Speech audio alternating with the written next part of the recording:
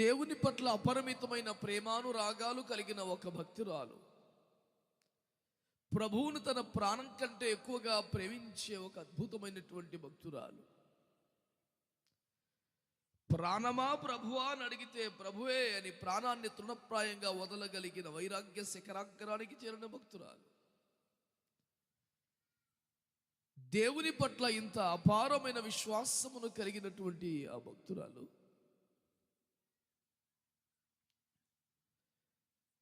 దేవుణ్ణి వెతుకుతున్న తీరు విస్తుగొలుపుతోంది.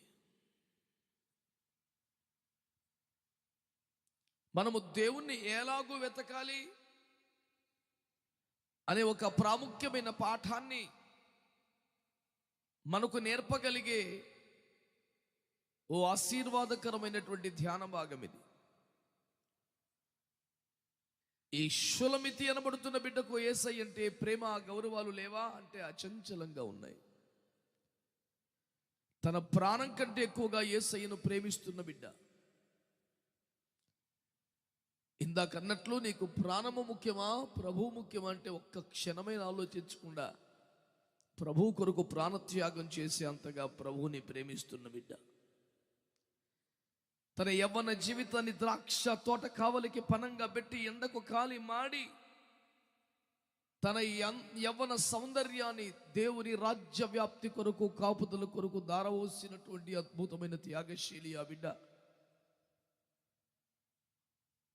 తన తోటి వారిన నామకార్థ క్రైస్తవులకు యెరూషలేము కుమార్తెలు ఆడిపాడుతూ ఉంటే తనను ఎగతాళి చేస్తూ ఉంటే కూడా యవన ప్రాయమందే చాలా పెద్దరికం కలిగినట్లుగా నిందలను హుందాగా భరించి దేవుని పనిలో నిమగ్నమైపోయిన వ్యక్తి ఈ షూలమ్మితి. ఇన్ని సర్వోత్తమ లక్షణములు కలిగిన ఈ బిడ్డ దేవుణ్ణి వెతుకుతున్న తీరు చూసావు, ఎంత ఘోరం. ఆమె స్వయంగా చెబుతోంది, ఎవరూ నిందమోపనక్కర్లేదు. ఏమిటంటోంది ఆవిడ? నేను మంచము మీద పరుండి రాత్రి వేళ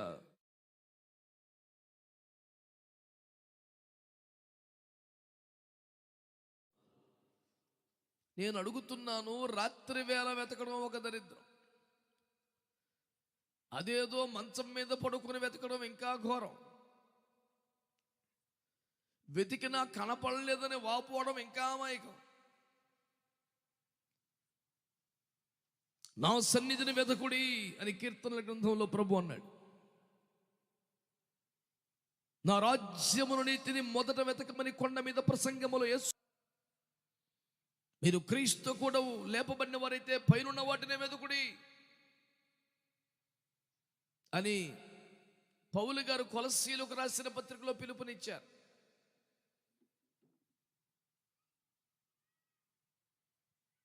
పునరుత్థానుడైన యేసుక్రీస్తు ప్రభువారు సమాధుల తోటలో అన్వేషణ చేస్తున్నటువంటి మగ్దలేనే మరియ వద్దకు వచ్చి, బిడ్డ ఎవరిని వెతుకుతున్నావు అని అడిగారు. దిగి వచ్చిన దూతలు యేసు శరీరం అక్కడ ఉంటుందేమో పార్థివ దేహం కంపు కొట్టకుండా అత్తరు పొద్దామని ప్రయత్నాలతో వచ్చినటువంటి భక్తిగల స్త్రీలను, మీరు సజీవుడైన వారిని మృతుల్లో ఎందుకు వెతుకుతున్నారు అని అడిగారు. ఈ ప్రశ్నల పరంపర అంతా చూస్తే దేవుణ్ణి వెతకవలసిన తీరు చాలా ప్రాముఖ్యమని మీకు అర్థమవుతుంది. అందుకనే బైబిల్ గ్రంథంలో వివేకము కలిగి దేవుని వెతుకువారు కలరేమోనని దేవుడు కనిపెడుతున్నట్లుగా వాక్యం మనతో మాట్లాడుతోంది. ఈ రాత్రి దేవుణ్ణి వెతికే, సత్యమును కనుగొనే, దేవుని మార్గములను కనుగొనే ఆసక్తి ఏమైనా ఉన్నదా? దేవుణ్ణి ఎలాగ వెతుకుతున్నారు? ఈ సంగతులను మీ ముందుంచాలని దేవుని పరిశుద్ధాత్మ నన్ను ప్రేరేపించి సిద్ధపరిచారు. ప్రియులారా, దేవుని వాక్యమును గాని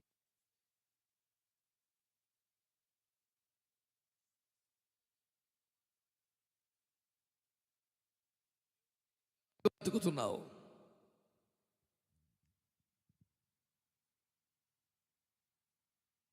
నేను రాత్రి వేళ పరుండిన ప్రాణప్రియుని వెతికి తిని అంటే మాటకే తప్ప నిజానికి వెతికే వ్యవహారం కాదు. కనీసం మంచం దిగాలిగా, ఎక్కడైనా చూడాలిగా. దర్జాగా మంచం మీద పడుకొని మరి ఏం వెతుకుతోందో. మంచం మీద పడుకునేవారు ఏం వెతుకుతారు? అసలు అది ఏం వెతకడం? ఏకంగా క్రీస్తు ప్రభుల వారిని అన్వేషిస్తోందట మంచం మీద పడుకొని.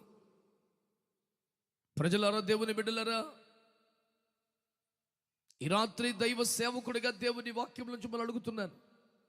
మీకు నిజ దేవుడు కావాలా? సృష్టికర్త అయిన దేవుడు తెలియాలా? నిన్ను పుట్టించి పోషించి రక్షించగలుగుతున్న దేవుడు నీకు తెలియాలా? నీవు ఆయన వెతికే విధానము తెలుసుకోవాలని రాత్రి ఈ సభల వేదిక మీద నుండి మీకు పిలుపునిస్తా ఉన్నాను. నీ దేవుడు, నా దేవుడు అంటూ 100 మంది దేవుళ్ళు లేరు కదా. సృష్టికర్త ఒక్కడే, దేవుడు ఒక్కడే కదా. స్వర్గాలు 10, నరకాలు 10 లేవు కదా. అఖిల బ్రహ్మాండమును చరాచర జగత్తును పుట్టించి పోషిస్తున్న దేవుడు ఒక్కడే, పాలిస్తున్నవాడు ఒక్కడే, సృష్టికర్త దేవుడు ఒక్కడే. అన్ని మతాల వారు, అన్ని మత ప్రబోధకులు దేవుడు ఒక్కడేనని చెబుతూనే ఉన్నారు. యాకోబు పత్రిక 2వ అధ్యాయములో నీవు దేవుడు ఒక్కడేనని, దేవుడు ఉన్నాడని నమ్ముతున్నావు, మంచిది. దయ్యములు భయపడి వణుకుతూ ఉన్నాయి, పెద్ద గొప్పేముంది అన్నాడు కదా. నువ్వు కేవలం నమ్ముతున్నావు, దయ్యాలైతే భయపడుతున్నాయి కూడా. ఈ రోజున మీరంతా గుర్తించాలని కోరుతున్నమాట, ఏదో మోసలో పడి కొట్టుకుపోవడమేనా? ఆచారంలో సాంప్రదాయాలు పడి పోవడమేనా? దేవుడు ఎవరో, దేవుడు ఎలా ఉంటాడో, దేవుడు ఎక్కడ ఉంటాడో, దేవుడు ఎలాంటి వాడు, నీకు ఈ అన్వేషణ ఉన్నదా?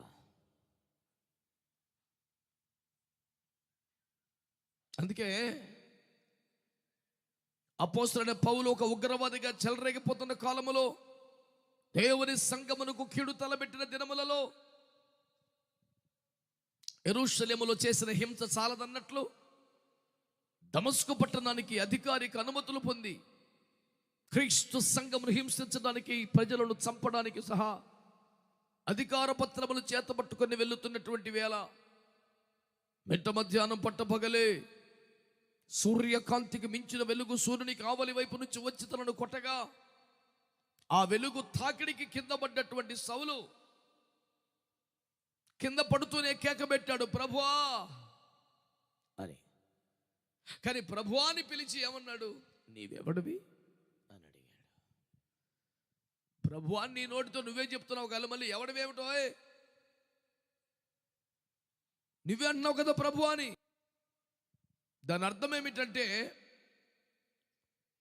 పట్టపగలు మిట్ట మధ్యాహ్నం సూర్యకాంతికి మించిన వెలుగు సూర్యునికి ఆవలి పక్క నుండి రాగలిగిందంటే, సూర్యునికే మించిన కాంతి వస్తోందంటే, నిలువలేని తాళజాలని చూడలేనంత వెలుగు ప్రభావమై ప్రభాతమై సూర్యునికి ఆవలి పక్క నుంచి ప్రచండమై వస్తోందంటే ఖచ్చితంగా దేవుడే అయి ఉంటాడు అని మాత్రం అర్థమైంది. కానీ ఆయన ఎవరు? ఆయన పేరేంటి? నన్ను ఎందుకు పడగొట్టాడు? నాతో ఏం చెప్పాలనుకుంటున్నాడు? ఇప్పుడు నేను ఏం చెయ్యాలి? ఏం తెలియదు. అందుకే సూర్యకాంతికి మించిన వెలుతురు మిట్ట మధ్యాహ్నమే సూర్యునికి మించి సూర్యునికి ఆవలి పక్క నుంచి వస్తుందంటే అతడు దేవుడై ఉంటాడు. ఆ వెలిగే దేవుడు. దివ్యతీతి దేవం అన్నట్లుగా ప్రకాశించేది ఆ వెలుగే దేవుడు. ఆ వెలుగే దేవుడిని అర్థమైంది. కానీ ఆ దేవుడి మనసు ఏంటి, ఉద్దేశం ఏంటి, చిత్తం ఏంటి, నాతో ఏం చెప్పాలనుకున్నాడు, నా నుండి ఏమి కోరుతున్నాడు ఏమీ తెలియదు. అందుకనే కింద పడటమే ప్రభువా అంటూనే నీవెవరు? ఆయనే దేవుడిని అర్థమైన మరుక్షణమే ఆయన గురించి తెలుసుకోవాలి అన్న ఒక ఆరాటం బయలుదేరింది. అప్పుడు వెంటనే ఏం చేశాడు తెలిసిన? దేవుడు అననీయతో మాట్లాడుతున్నాడు. నువ్వు వెళ్ళి సౌలుని వాడికి ప్రార్థన చేయి, బాప్తిసమేవు. అమ్మోవాడు దుర్మార్గుడు నాయనో, సంఘమును హింసించాడు, చాలా మందిని చంపేశాడు, దమస్కుని తగలడతాగా బయలుదేరాడు. అతని దగ్గరికి నన్ను వెళ్ళమంటున్నారు మీరు అంటే ప్రభు అన్నాడు, అతడు ఇప్పుడు ప్రార్థన చేయుచున్నాడు. చేతులెత్తి స్తోత్రం చెప్పండి, చెప్పండి గట్టిగా. ఎంత కరుడు కట్టిన ఉగ్రవాదని, ఎంతమందిని చంపిన వాడైనా, ఎంత కీడు తలపెట్టిన వాడైనా, ఎప్పుడైతే దేవుణ్ణి తెలుసుకొని మనస్సు మార్చుకొని ప్రార్థనలో మోకరించాడో, దేవుడు తను కనపరుచుకోవడానికి, మాట్లాడడానికి ఇష్టపడుతున్నాడు. ఆ రోడ్డు మీద కింద పడ్డప్పుడే వెలుచూపును కోల్పోయిన క్షణాన అంతఃనేత్రములు తెరిచిన దేవుడు, మనోనేత్రములు వెలిగించిన దేవుడు తనతో మాట్లాడుతున్నాడు. నేను ఎవరినో కాదు, నీవు హింసించుచున్న యేసును నేనే. నువ్వు అడగాలి కానీ, ఆశపడాలి కానీ, తెలుసుకునే అన్వేషణ నీకు కావాలి కానీ, తన్ను తాను నీకు బయలుపరుచుకోవడానికి నేను ప్రకటిస్తున్న దేవుడు సిద్ధంగా ఉన్నాడు. ఆయన పేరు ప్రభువైన యేసుక్రీస్తు. దేవునికి స్తోత్రం చెప్పండి గట్టిగా, హల్లెలూయా. అసలు దేవుని లక్షణమే, దేవుని స్వభావమే మాట్లాడటం కదా. ఒకవేళ దేవుడే మాట్లాడేవాడు కాకపోతే, తన గురించి తను బయలుపరుచుకునేవాడు కాకపోతే, ఎవరికైనా ఎప్పుడైనా ఎక్కడైనా దేవుని గురించి ఏమైనా తెలిసే అవకాశం ఉంటుందా? ఎవడైనా వీళ్ళు కనుక్కొని ఇంటర్వ్యూ చేసి వస్తాడు దేవుణ్ణి, దేవుడు ఎలా ఉన్నాడు, దేవుడు స్వర్గం ఎట్టుంది, నేను చూసి వచ్చా. దేవుడు తన గురించి తాను చెప్పుకునేవాడు కాకపోతే, మాట్లాడేవాడు కాకపోతే, ఎప్పటికీ ఎవరికి ఏమీ అర్థమయ్యే అవకాశమే లేదు. అందుకనే మాట్లాడగలిగితేనే దేవుడని, మాట్లాడకపోతే మనకేం తెలుస్తుందని. మనం ఎలా తెలుసుకోగలం ఆయన చెప్పకపోతే?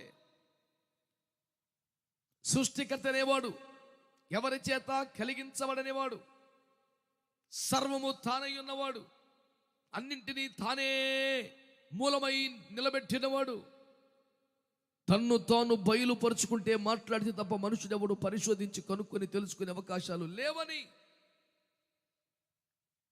నేను ప్రభు పేరట మీకు తెలియజేస్తా ఉన్నాను బిడ్డలారా. అలాంటి దేవుణ్ణి తెలుసుకోవడానికి ఏం చేయాలి? యేసు ప్రభు దేవుడు కాదని, అతనికి మన మతానికి సంబంధం లేదని, మీరంతా అందులో కలిసిపోయారేమిటని ఆనాటి ప్రజలను విచ్చలవిడిగా హింసించి చంపుతున్నటువంటి క్రమంలో యేసు పౌలుకు ప్రత్యక్షమై మాట్లాడాడు. నీవెవరివి అనే ప్రశ్న సంధించినందుకు అతనితో మాట్లాడి అతనికి సంగతులు తెలియజేసి అతని ఆత్మవశము చేసి పరదైసుకు తీసుకుని పోయి మూడవ ఆకాశములో కూర్చోబెట్టి మనుష్యుడెవడు పలకకూడనే మాటలు అతనికి వినిపించి దేవుడు తనను తానుగా ఆ వ్యక్తికి పరిచయం చేసుకున్నాడు.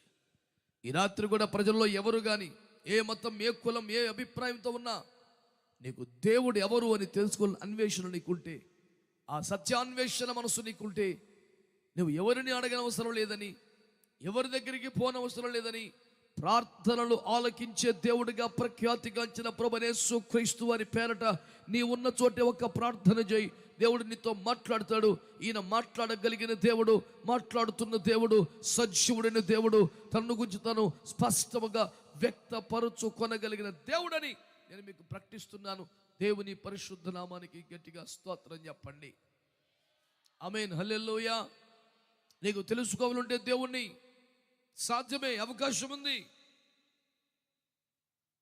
అంతేకాని మంచం మీద పడుకొని నీవున్న పాపములో, నీవున్న బలహీనతలో, నీవున్న మత్తులో, నీవున్న ఆచారములో, నీవున్న సాంప్రదాయంలో, నీవున్న స్థితిలోనే పడి ఉండి నాకు దేవుని తెలుసుకోవాలంది, నేను అన్వేషిస్తున్నాను, అదేం అన్వేషించడం? మంచం మీద వెలకింతలు పడుకొని నింగిలోకి చూడటమా? వెలకింతలు పడి వెతుక్కోవడం అంటే? దేవుని వాక్యం తెలియచేస్తుంది, వివేకము కలిగి దేవుని వెతుకువారు కలరేమోనని దేవుడు ఆకాశం నుండి కనిపెట్టి చూస్తున్నాడని వాక్యం తెలియచేస్తుంది. కనుక దేవుడు కవలా? దేవుణ్ణి తెలుసుకోవాలని ఉందా? నీ ఒక్క మాట ప్రార్థన చేయని ఉన్న చోట, దేవుడా, సృష్టికర్త, మహిమ కలిగిన వాడా, ప్రభువైన యేసు, నిన్ను గురించి నాకు తెలుసుకోవాలని ఉంది అని ఒక్క మాట ప్రార్థన చేయగలిగితే, ఆయన ప్రార్థనలు ఆలకించే దేవుడు, మనతో మాట్లాడగలిగిన అద్భుతమైన దేవుడు. దేవుని పరిశుద్ధ నామమునకు స్తోత్రం కలుగునుగాక. చెప్దాం హల్లెలూయా. ప్రభునందు ప్రియులారా, దేవుణ్ణి వెతకాలి. దేవుని వెతకాలి, పడుకొని కాదు, మంచంలో ఉండి ఆ పాప బతుకులో ఉండి కాదు. దేవుని వెతకాలనుకున్న ఎక్కడ వెతకాలి? దేవుని వెతకాలనుకున్నారు ఎలా వెతకాలి? యేసుక్రీస్తు ప్రభువారు చనిపోయిన తరువాత, సిలువలో ప్రాణం అర్పించిన తరువాత, నేను 3వ నాడు తిరిగి లేస్తానని చెబితే,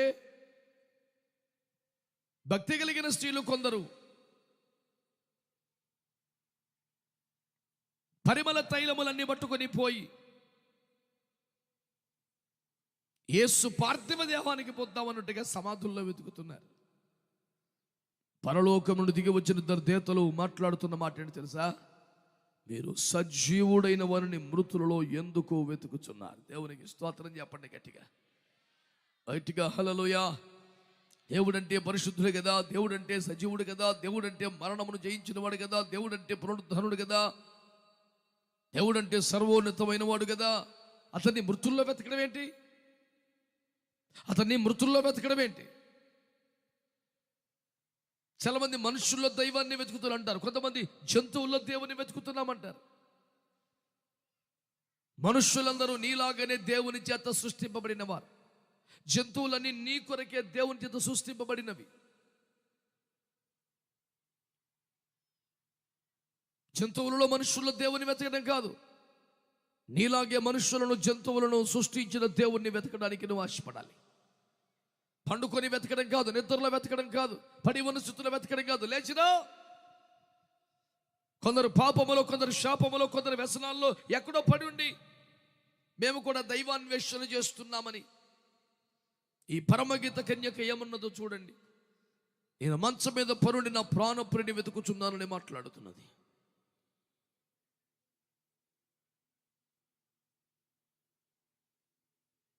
అనేక సంవత్సరములుగా గన్నవరం ప్రాంతములో భారము కలిగిన పరిచర్యలు చేస్తున్నటువంటి ఈ షాలోం పరిచర్యల పక్షంగా ఈ రాత్రి మీకు అందించబడుతున్న సువార్త ఏమనగా, నువ్వు నిజంగా దేవుణ్ణి వెతికితే, మత్తయి సువార్త 7:7 నాడు వెతకుడి మీకు దొరుకునని వాగ్దానం చేశాడు. అంతటితో ఆపలేదు, వెతకు ప్రతి వారికి దొరుకును అని వాగ్దానం చేశాడు. అయితే వెతికే రీతి నీకు తెలియాల. మంచం మీద పడుకొని వెతకడం ఏమిటండి?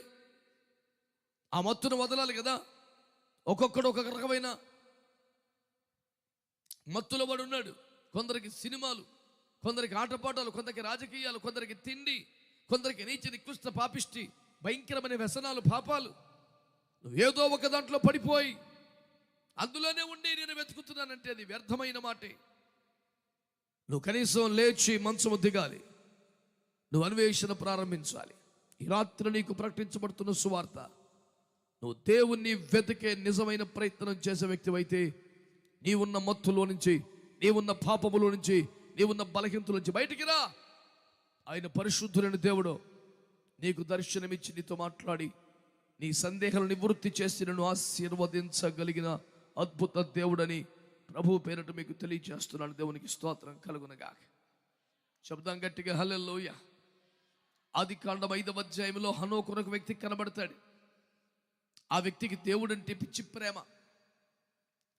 తనకు భార్య బిడ్డలు ఉన్నారు, చక్కని ఆరోగ్యకరమైన కుటుంబ వ్యవస్థ తనకు ఉన్నది. వారందరికీ సమన్యాయం చేస్తూనే, వారితో నిర్ణీత సమయాన్ని గడుపుతూనే 300 సంవత్సరాలు ప్రతిరోజు దేవునితో కలిసి నడిచాడట. స్తోత్రం చెప్పండి గట్టిగా. ఇప్పుడు హనోకు దేవునితో నడిచాడంటే అర్థం ఏమిటి? హనోకు పరలోకానికి వెళ్ళి దేవుని గుడ్ మార్నింగ్, గుడ్ ఈవినింగ్ చెప్పి కాసేపు నడిచి వచ్చేవాడా? మట్టి మనిషి మహిమలోకానికి వెళ్ళి దేవునితో మాట్లాడి రాగలుగుతాడా? మరి దేవునితో ఎలా నడిచాడు? ఇతడు స్వర్గానికి వెళ్ళి కాదు, దేవుడే అతని కోసం దిగి వచ్చి ప్రతిరోజు అతన్ని కలిసి అతనితో నడిచాడని దేవుని వాక్యం చెబుతుంది. ఒక మట్టి మనిషి దేవుని కలవాలనుకుంటే, దేవుని చూడాలనుకుంటే, దేవునితో కొంత సమయం గడపాలి అనుకుంటే, ఏకంగా మహామహిమలోకాన్ని వదిలి 300 సంవత్సరాలు ప్రతిరోజు భూమి మీదకి దిగి వచ్చిన ఒక అద్భుతమైన దేవుడు ఈ రాత్రి మీకు ప్రకటిస్తున్న ప్రభువైన యేసుక్రీస్తు వారిని మీకు జ్ఞాపకం చేస్తున్నాను. నీవు ఆశపడితే ఆ దర్శనం నీకివ్వడా? నేను ఎన్నోసార్లు ఈ మాట చెబుతున్నాను, మళ్ళీ చెబుతున్నాను. లూకాసు సువార్త 7వ అధ్యాయం 15-16 వచనాలలో దేవుడు తన ప్రజలకు దర్శనం అనుగ్రహించున్నాడు అని రాశారు. అవును, దేవుడు ప్రజలను దర్శించాలి. ఎప్పటికి కూడా ప్రజలు దేవుణ్ణి దర్శించుకోలేరు, సాధ్యమవుతుంది. దేవుడు ఎక్కడో మహిమలో ఉంటాడు. దేవుడు ఎక్కడో మనం వెళ్ళలేని ఆ మహిమ కలిగిన లోకాలు, స్వర్గలోకాలు ఉంటాడు. నువ్వు పోయి దేవుణ్ణి ఎలా దర్శనం చేసుకోగలవు? నువ్వు పోయి దేవుణ్ణి చూసి కలిసి రాగలవా? అంచేత మనిషి దేవుణ్ణి దర్శనం చేసుకోవడం అన్నది సాధ్యం కాదు. మనిషిని దర్శించడానికి దేవుడే దిగి రావాలి, ఇంకొక అవకాశం లేదని జ్ఞాపకం చేస్తున్నాను. అందుకని బైబిల్ గ్రంథములో దేవుడు తన ప్రజలకు దర్శనం అనుగ్రహించున్నాడని ప్రభువే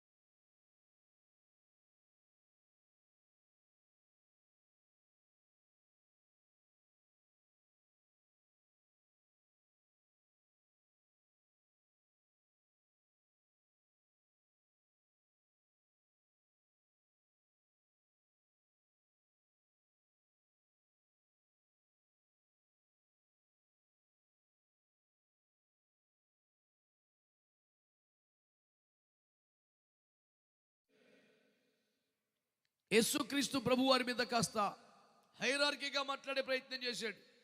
ఏమిటయ్యా, నువ్వు రాజువా? నాకు చెప్పు, ఏమనుకుంటున్నావు నువ్వు అని కాసేపు మాట్లాడాడు. ఆ తర్వాత అన్నాడు, నువ్వు ఏదైనా అడిగిన దానికి జవాబు చెప్పు, నిన్ను విడిపించగల అధికారము నాకున్నదని నీకు తెలుసా అని పెద్ద పోజుగా మాట్లాడాడు. యేసు ప్రభు అంటారు, పైనుండి అనుగ్రహించబడితే తప్ప నీకే అధికారం లేదు, ఎక్కువ ఫీల్ అవ్వబాకు. నువ్వు ఇంతలో ఉన్నంతలో మాయపోయి మట్టి ఊపిరి వంటి వాడివే అని దేవుడు మాట్లాడాడు. మాట్లాడుతుండగానే ఆంచి పోజు కట్టే పెద్ద మనిషికి చీటీ వచ్చింది. ఆయన భార్యమని రాసింది ఉత్తరం. ఏమయ్యో, నీ విచారిస్తున్నది నేరస్తుని, ఖైదీని కాదు, ఆయన నీతిమంతుడు, పరిశుద్ధుడు, ఆయన విషయంలో జాగ్రత్తగా ఉండని. నేను ఆశ్చర్యపోతాను. ఒక కలలో ముచ్చట చూసే యేసు ప్రభు దైవత్వం అర్థం చేసుకున్న పెద్ద మనిషి కనపడుతుంది. ఎన్ని వందల సార్లు చెప్పినా నెత్తికెక్కుతలేదు నీకు.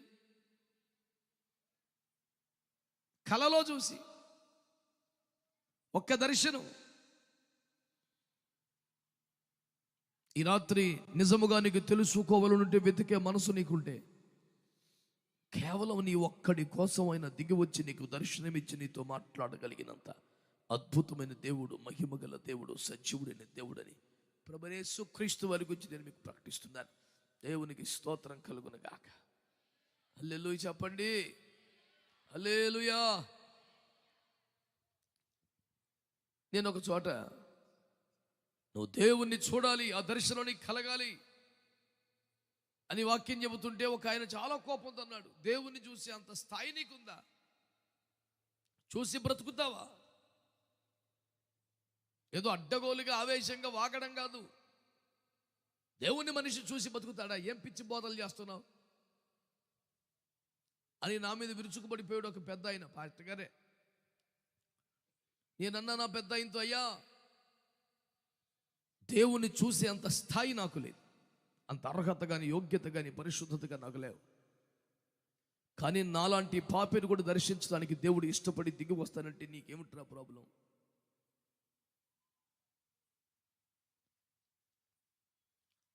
దేవుని వాక్యములో రాయబడిన మాటలు అర్థమవుతున్నాయా?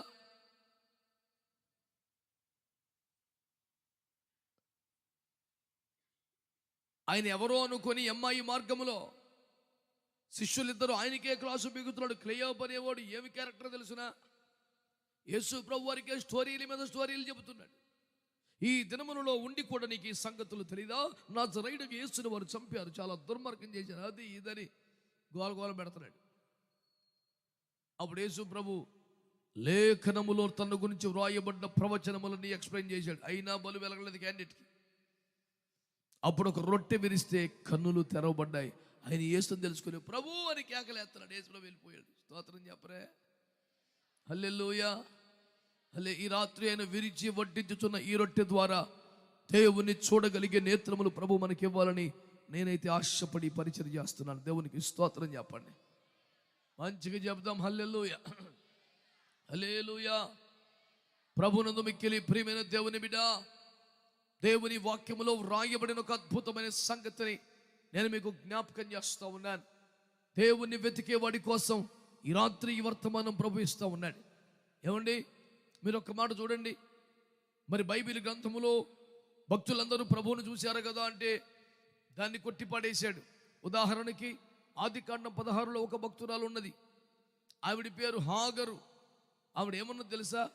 నన్ను చూచిన వారిని నేను కూడా చూచాను అంది. ఆమెనని చెప్పండి ఒకసారి.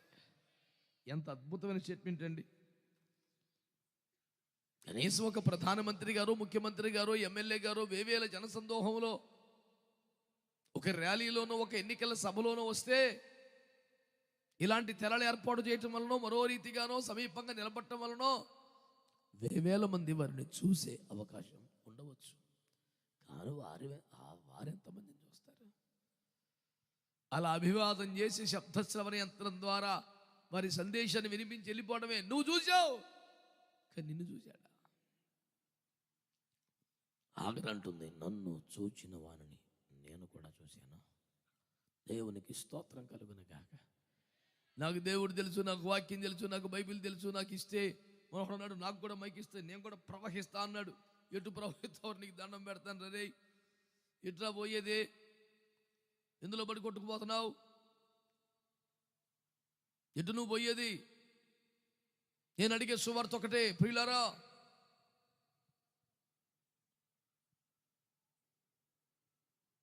ఆదికాండం 16 మొదలుకొని ప్రకటన 1 దాకా దేవుడు భక్తులకు దర్శనమిచ్చి మాట్లాడిన ప్రకటన గ్రంథంలో యోహాను గురించి చూస్తే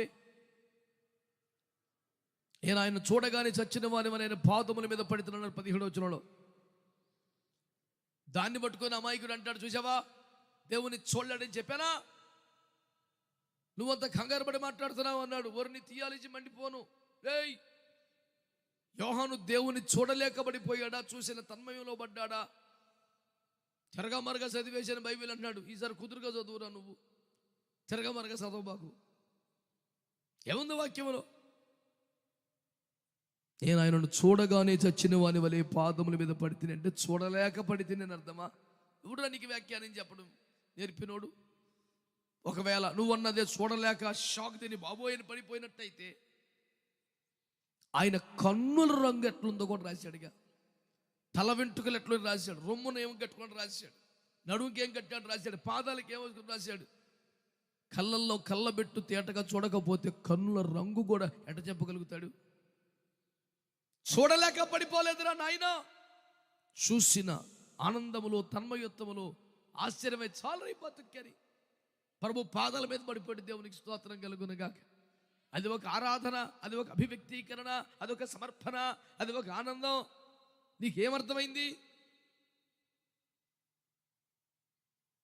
అద్భుతాలు లేవు, స్వస్థతలు లేవు అని చెప్పే పెద్ద దైవజనులు ఒక ఆయన ఉన్నారు. అసలు ఏమి లేవు అని చాలా గట్టిగా మాట్లాడతారు. దేవుడు అద్భుతాలు చేస్తాడు, ఆశ్చర్యకార్యాలు చేస్తాడు పొద్దుగులు చెప్పే రకంలో నేను ఒకడిని. ఒక పెద్ద మనిషి నా దగ్గరికి వచ్చి అన్నాడు, పెద్ద అయినా నువ్వేమంటావు అంటే, పెద్ద అయిన చెప్పాక తప్పే ఉంది అని చెప్పింది రైట్ అన్నాడు. అరే ఇదేంది నువ్వు కూడా మాట్లాడుతున్నావు? ఆయన పెద్ద ఆయన, వయసులో, చదువులో, జ్ఞానములో, సేవానుభవంలో పెద్ద ఆయన, కొట్టిపడేద్దట. ఆయన స్వస్థతలు లేవన్నారు, నిజం లేవు. ఏంది సార్ మీరు చెప్పేదంటే, ఇప్పుడు ఆయన తనకు బాగులేనప్పుడు, ఎవరికైనా బాగులేనప్పుడు ప్రార్థన చేసి ఉన్నాడా? ఇన్ని సంవత్సరాల సేవలో చేసి ఉంటాడు, చూసి ఉంటాడు, ఎవరికి తగ్గలేదు కాబట్టి లేవంటున్నాడు. తప్పేముందండి?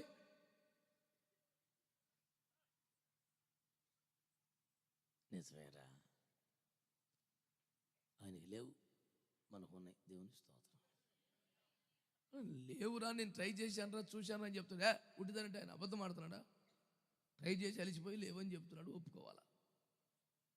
ఎవరినట్టు తీసి పడేయకూడదు. దేవునికి స్తోత్రం. హల్లెలూయా. కొంతమంది కోపం, నేను తీసుకొస్తాను గుడ్డోని బాగు చేయి, నేను తీసుకొస్తాను కుంటోని బాగు చేయంటే, అసలు సవాలు చేయమంటే నువ్వు చేయి చూపించండి. యేసుప్రభు చేయలేదు, మేము యాడ్ చేసేదిరా. ప్రజల బాధను చూసి కనికరంతో కదిలించబడి దేవుడు కార్యాలు చేశాడు. కానీ దమ్ముంటే చేయని మేసం చెప్తే తొడగొడ చేసుకుని ఎప్పుడేం చేశాడా? సవాలు చేస్తే కార్యాలు ప్రభువే చేయలేదు, మేము యాడ్ చేసేదండి. భక్తిగా ఉంటే చేస్తాడు, ప్రేమతో ఉంటే చేస్తాడు, అవసరాన్ని బట్టి చేస్తాడు, కనికరంతో కదిలించబడితే చేస్తాడు. కానీ నువ్వు సవాల్ చేస్తే, నీకు దమ్ముంటే నేను 3 గుంటోలు తీసుకొస్తా, గుడ్డోలు తీసుకొస్తా, చెయ్యి. ఇప్పుడు ఎవడెవడు ఏమో సవాల్ చేస్తాడని చెప్పేసి ఆయన కుర్చీ చేసుకొని కూర్చొని రెడీగా ఉంటాడా? మేసం తిప్పినోడు హెల్ల మాట చెప్పుకుంటూ కూర్చోడానికి తప్పు కదండి. దేవుని గురించి మాట్లాడేటప్పుడు మనం ఎక్కడ, ఆయన ఎక్కడ, కొంచెమన్నా మాటలు కొంచెమన్నా తగ్గించుకోవద్దా? ప్రసంగి అంటాడు, మహాజ్ఞాని ఆయన ఆకాశం అందులో, మీరు భూమి మీద ఉన్నారు, మన మాటలు కొంచెం ఉండాలన్నాడు. ఒప్పుకొని మాటేసరే కూడా కదా పెద్దల గురించి మాట్లాడేటప్పుడు, మరి దేవుడి గురించి కనుక దేవుని వెతికే మనసు నీకుందా?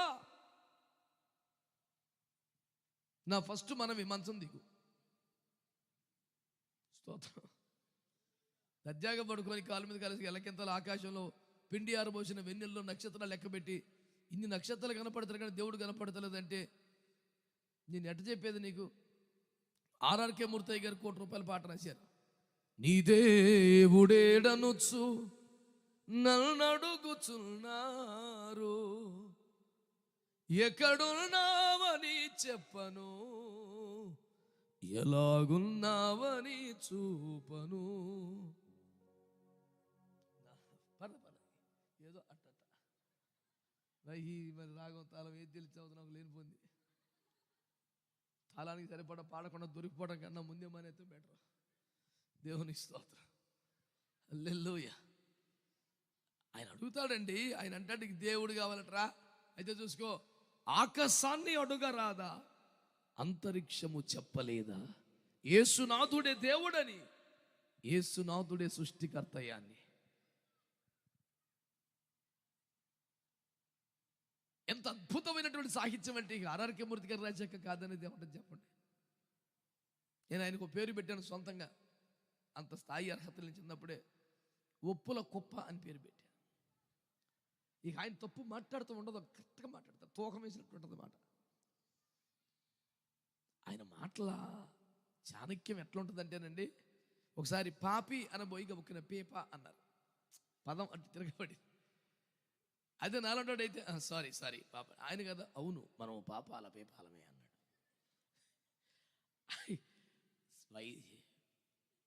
వైదికంలో కానీ, దేవునికి స్తోత్రం, వేదాంత శాస్త్రంలో కానీ, దైవిక శాస్త్రంలో కానీ, తెలుగు భాషలో కానీ తిరిగే ఉంది ఆయనకి ఏసు రక్తం ఏం చేయం. మేము చిన్నప్పుడు ఆయన వాక్యం చెప్తాట్లు ఎదురకుండా కూర్చొని తెలియని వయసులో మురిసిపోయి ఎట్టా చూస్తూ ఉండేవాళ్ళు. మా తాతయ్య గారి సభలకు వస్తూ ఉండేవారు. మంచు కురిసినట్టుగా ఉపదేశం కురుస్తుంది అన్నాడు కదా వాక్యంలో. మేము చిన్నప్పటి నుంచి కూడా ఎదుర్కొన్నట్టు కూర్చొని, ఆడుకునే పిల్లకాయల్లో చేరకుండా వినే పిల్లకాయల్లో కూర్చొని, మంచు పడ్డట్టుగా ఉపదేశం మా నెత్తి మీద పడిపోతుంది. ఉపదేశం మంచికి తడిసి ముద్దై పెరిగాం. దేవునికి స్తోత్రం కలుగునగా. ఒకలాంటి స్వర్ణయుగం చెప్పదగిన కాలంలో మా బాల్యంలో సంగీతంలో, క్రైస్తవ సంగీతంలో కూడా ఒక స్వర్ణయుగం నడిచింది. ఒకవైపున రాజబాబయ్య గారు సంగీత సాహిత్యాల్లో శిఖరమానమైన పాటలు రాశారు. మరొక వైపున ఆరాధనలో ఉర్రూతలొగిస్తున్నటువంటి శైలిలో యేసన్న గారు దూసుకొచ్చారు. మరొక వైపున సంఘోపదేశాన్ని, అపోస్తుల బోధనని, రాకడ సిద్ధాంతాలను కూడా పాటలుగా తయారు చేసి అద్భుతంగా ఆలపిస్తున్న అంశుమతి మేరీ గారు ఒక పక్కన. మీరు ఎప్పుడైనా చూసారా ఆ ముగ్గురు ఒక వేదిక మీద ఉండడాన్ని? నేను అంటాను, క్రైస్తవ సంగీతానికి సంబంధించి తెలుగులో అది స్వర్ణయుగం అంటాను. ఎంత అద్భుతమైనటువంటి హార్మనీ అంటే, వారొక పాట, వీరొక పాట, వీరొక పాట పాడితే అసలు కూటమి ఎట్టుండేది తెలిసిన? దేవునికి స్తోత్రం కలుగునుగా. హల్లెలూయా. ప్రభునందు మిక్కిలి ప్రియమైన దేవుని బిడ్డలారా, మీరు ఆలకించండి, ఆలోచించండి. దేవుని వాక్యము ద్వారా మీకు తెలియజేయబడుతున్న సువార్త ఏమిటి? దేవుని వెతికే మనసు ఉండాలి కదా. ఆడెవడో సంచెట్ట పట్టుకొని టేతలాడంట, సంచి తెరిచి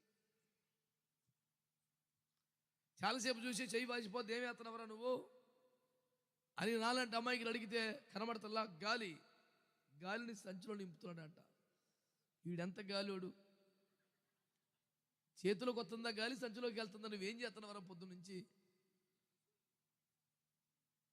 ఒకడు గాలిని చేత పట్టుకోవాలని సంచిలో పెట్టాలని ఆశపడుతున్నాడంట. ఏంటి సార్ ఇది అంటే? చేసినట్లుగానే కనబడతారు కానీ ఫలితం లేని పని, ఉపయోగం లేని పని, వ్యర్థమైన పని. మేము కూడా సత్యాన్వేషణ చేస్తున్నాం, మేమేం తిని పడుకున్న బెచ్చు కాదు అని పడుకొని చెప్తున్నాడు. మా చిన్నప్పటి నుంచి ఒక పెద్ద ఆయన చూశాను, మా ఇంటికి దగ్గరలో క్రైస్తవ చెక్కమ్మని గారి పెద్ద ఆయన అంటాడు, చర్చికి పోడి అడగవాడు, పొద్దుగాల లేచి యేసుతో టీవీగాను పోదమా, టీవీ కాడ కూర్చొని చూసేసి అడిగాను, అంకులు మీరు టీవీ దగ్గర కూర్చొని టీవీగా పోదామా అన్నాడు. ఏమిట్రా పెద్ద మాటలు మాట్లాడుతున్నావు? పోనీ పెద్ద మాట చిన్న మాట నువ్వేంటి కథలవుగా? ఒక ఆదివారం లేదు, శుక్రవారం లేదు, శనివారం లేదు, ఉపవాస కోవటం లేదు, ఉద్యోగం కోవటం లేదు, కిసిమిసి పండగ తప్ప రోడ్డు ఎక్కువ. నువ్వు యేసు ప్రభు రెండవ రాకడ వస్తుంటే మొదటి రాక మీద ఇంకా ఊరేగుతున్నావు నువ్వు.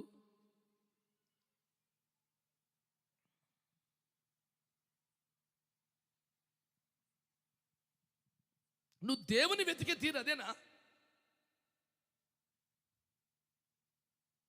ఈ మధ్యకాలంలో క్రైస్తవ్యం బాగా మంచానికి అలవాటు అయిపోయింది. క్రైస్తవులారా, మాకు చిన్నప్పుడు ఉపవాస కొట్టాలంటే 3 రోజులు వెళ్ళేవారు కాదండి విశ్వాసులు. చర్చికి వస్తే బట్టలు సర్దుకొని వచ్చేసేవాళ్ళు 3 రోజులు. మందిరం కాడే 3 రోజులు కూటం అయిపోయిన తర్వాత 4వ దినాన ప్రేమ విందులో పాలు పొందాక మెల్లిగింటికి వెళ్ళేవారు. ఇప్పుడా పొద్దున్న 10ంటికి ప్రార్థన మొదలు పెడితే 11:30కో 12:00కో దిగబడి ఆమేన్ అనగానే అందరికన్నా ముందు పారిపోయి మళ్ళీ సాయంత్రం తీరుబాటుకు వచ్చి మనం అడిగామనుకో, ఏంటి ఉపవాసం లేవా? ఉపవాసమే, తినేసావు, ఇంటికి వెళ్ళి తెచ్చిలేదు, మరి ఎందుకు వెళ్ళావు? అట్ట నడువాల్సి వచ్చేసా. తిండి కూడా జయించేస్తున్నారు భక్తులు, కానీ నిద్రని వల్లగాట్లా. వీళ్ళు వెతికేదంతా ఎక్కడా? మంచం మీదే. వెతికేదంతా మంచం మీదే. పేరు చెప్పకూడదు, మొన్న ఒక పెద్ద సభలకు వెళ్ళాను. అంతులేని జనం ఉన్నారండి బాబు. ఈ మధ్యకెళ్ళి నేను మాట్లాడిన పెద్ద సభల్లో అదొకటి. ఎటు చూసిన జనమే. నేను కాస్త పరిశీలనగా చూసే రకంగా కొంచెం అటు చూస్తే ఈచుకు కొంతమంది ఎక్లెస్గా బిస్తరేసుకొని పడుకుని ఉన్నారు జనంలో. సోనీకెళ్ళి ఆయే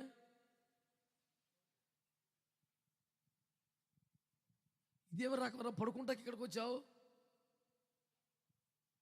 యేసుక్రీస్తు నామమున నిద్రించిన మృతులంచి లే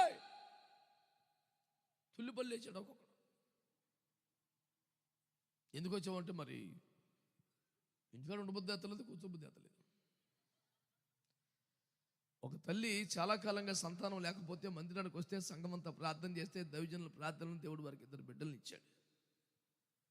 చచ్చి మానేసింది. నాన్నగారు అదేం పని తల్లి అట్ట చేసావు, దేవుడు నిన్ను ఎంత కనికరించాడమ్మా అంటే, అట్టేం లేదు అయ్యగారు, దేవుడి దగ్గరికి రాకపోతే అట్ట కుదురుద్దు, కానీ పిల్లల గురించి రాట్లేదు. అదేంటి, పిల్లల గురించి అయినా రావాలిగా, నువ్వు దేవుడు ఇచ్చిన పిల్లలు కదా అని అంటే ఆవిడ అంటుంది, ఎత్తుకోవటానికి పెద్దోళ్ళు అయిపోయారు, నడుతాక చిన్నోళ్ళు అయిపోయారు, అందుకే నేను రాలేకపోతున్నాను. ఎత్తుకుంటాకేమో వాళ్ళు బరువు అయిపోయారంట, నడుద్దామంటే నడవలేకపోతున్నారంట. నేను చెప్పాను, వాళ్ళు భౌతికంగా కానీ ఆత్మీయంగా నీ బతుకు అట్టగా ఉంది. నిన్ను ఎత్తుకొని మోసే రకం కాదు, నువ్వు సొంతంగా వచ్చి వచ్చే పని కాదు. ఇప్పటికీ చాలామంది క్రైస్తవులు శుక్రవారం అయ్యగారు వెళ్ళి దర్శించి ప్రార్థన చేసి దేవుని సన్నిధికి మానకుండా రండి అంటేనే ఆదివారం దిగబడే బ్యాచ్ ఉన్నారు. వారంలో ఒకనాడు అయ్యగారు కనపడకపోతే ఆదివారం డొమ్మా. వీళ్ళందరూ ఎవరు? మళ్ళీ దేవుని వెతుకుచున్నాము, ప్రభు దర్శనము కావాలి. ఒకటిదే ఆ పిలాతన జడ్జి గారే చెప్తున్నాడు, నువ్వు రాజువా మాతో చెప్పన్నాడు. అవును రాజునే, నేను నా రాజ్యం ఇలాక సంబంధమైంది కాదు. అదే కనుక ఇంటి కనుక తండ్రిని వేడుకోండి, ఇప్పుడు 12 స్నేహాలు వస్తాయి ఏంటనుకున్నాడు, డ్యామ్ డూమ్ అన్నాడు. అయ్య బాబాయ్ బాగానే ఉంది, మరి తమరు ఎందుకు వచ్చినట్టు? సత్యమును గూర్చి సాక్ష్యం ఇచ్చుటకు వచ్చి తిని ఇందు నిమిత్తమే పుట్టి తిని అన్నాడు. సత్య సంబంధులు నా మాట వింటారు అన్నాడు. అప్పుడు వెంటనే పిలాతు అంటాడు జడ్జి గారు సీట్లో కూర్చొని, సత్యం అనగానేమి అని కోర్టు వాయిదా చెల్లిపోయాడు. నువ్వు అడిగావు కానీ వినవేరు, మరి సత్యం అనగానేమి కోర్టు రేపటికి వాయిదా వెళ్ళిపోతున్నాడు. అంటే ప్రశ్నించాలనే మనసు తప్ప జవాబు వినాలనే మనసు వారికి ఏమి. అంత చదువుకున్నవాడికి, జడ్జి గారికే, పెద్ద మనిషికే, అందరికీ నీతులు చెప్పేవాడికే అసలు అర్థం పర్థం లేకుండా మాట్లాడే రకమైతే ఇక చిన్న చితికేవాడు ఏమైపోతాడండి? మరి ఇంత చదువుకున్నావు కదా, ఇంత పెద్ద మనిషి కదా, ఇంతమందికి తీర్పులు చెప్తున్నావు కదా, తప్పు కదా, అలా చేయొచ్చునా అని 100 మందిని అన్న ఒక నువ్వు చేసింది అట్టుంది. సత్యమనగానేమి కోర్టు వాయిదా, అంతే. అతిగతి లేదు దానికి. ప్రశ్నించడమే తప్ప జవాబు తెలుసుకునే మనసు లేదండి. ఈ రోజున నువ్వు నిజంగా ఆశపడితే దేవునికి స్తోత్రం చెప్పండి ఒకసారి.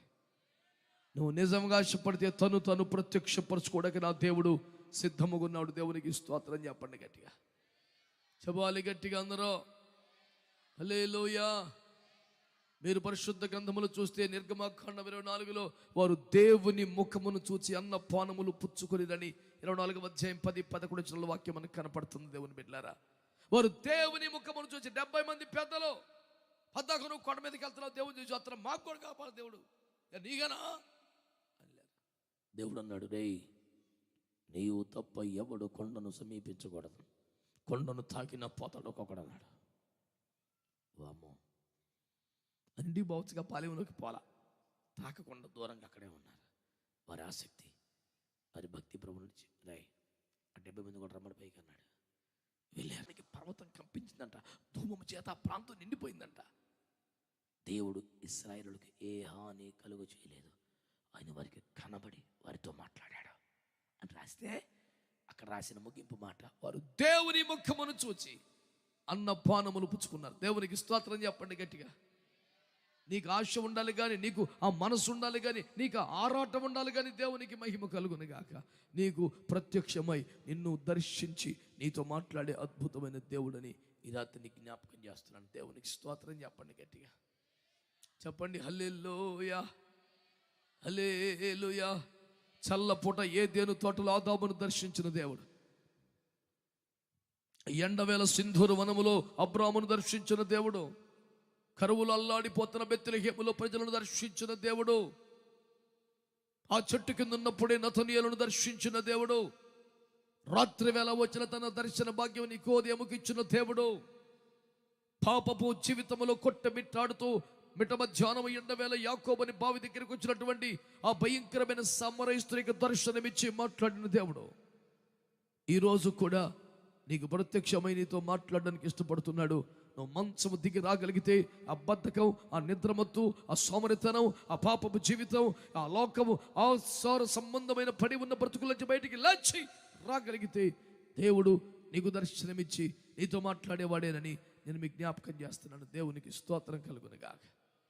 శబ్దం గట్టిగా హల్లెలూయా, హల్లెలూయా.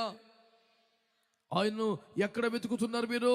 మంచం మీద వెతుకుతున్న వాళ్ళు ఒకరు, సమాధుల్లో వెతుకుతున్న వారు ఒకరు, చనిపోయిన వారిలో వెతుకుతున్న వారు ఒకరు.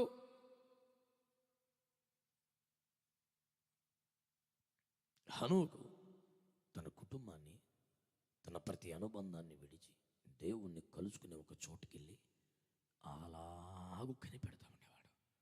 మోషే సీనాయి శిఖరానికి వెళ్ళి ఆయన ముఖ దర్శనం కొరకు ఆశపడతా ఉండేవాడు. అయ్యా నీ మహిమను నాకు చూపించవా అని అడిగాడు. దేవుడు అంటాడు, నా మంచితనం అంతా చూపిస్తానులే అన్నాడు. మంచితనం ఎట్టకు చూస్తున్నానులే, అది కాదు, మహిమ చూపాలా అన్నాడు. చచ్చిపోతావు, ఏం మాట్లాడుతున్నావు? దేవుని ముఖమును చూచి పరుచుకున్నాడు ఎవడో, పిచ్చేసాలేస్తున్నావు, పోతావు, పిచ్చి మాటలు మాట్లాడ కుదరదు అన్నాడు. ఆ చూడకుండా బతికే బతుకు మటుకు ఎందుకంట, చూసేసి అత్తాలే ఒకసారి కనపడు అన్నాడు. ఏమండి పెనం ఎడ దొరికాడు నా పెనానికి? కాదయ్యా, ఎందుకులేండి, ఇక చూస్తే చచ్చిపోతానా? మరి చూడకుండా బతికేందుకు బతుకు, చూసేసావని పర్లేదు, తృప్తిగా చచ్చిపోతాను అన్నాడు. సర్లే, ఈ బండ సందులో ఉండు, నీ ముఖం మీద చేయబెడతాను, నిన్ను దాటి వెళ్ళిపోయిన తర్వాత నా వీపు కనపడద్ది, నీకు ఆ మాత్రం చాలు, ముఖం చూస్తే తట్టుకోలేవు, చచ్చిపోతావు అన్నాడు. సరే, మొదటికే మోసం వద్దని పోనీ అట్టగానే చాలే అన్నాడు. దేవుడు బండ సందుల్లో పెట్టి చేతితో ముఖమును కప్పి దాటి వెళ్ళిపోయి తీశాడు. ఈ భాగం చూశాడు. ఆర్ యూ సాటిస్ఫైడ్ నౌ అన్నాడు. No my lord, I want to see your face. అమ్మాయి వదిలిపెట్టుడే భక్తుడు అని కొండ మీద తీసుకెళ్ళి మేఘములోకి ఎక్కించుకొని 40 పగళ్ళు 40 రాత్రులు ముక్కి ఎదురు బదులుకు కూర్చొని మాట్లాడుతూ మొదలు పెట్టాడంట. చాపర్లు కొట్టి స్తోత్రం చెప్పండి.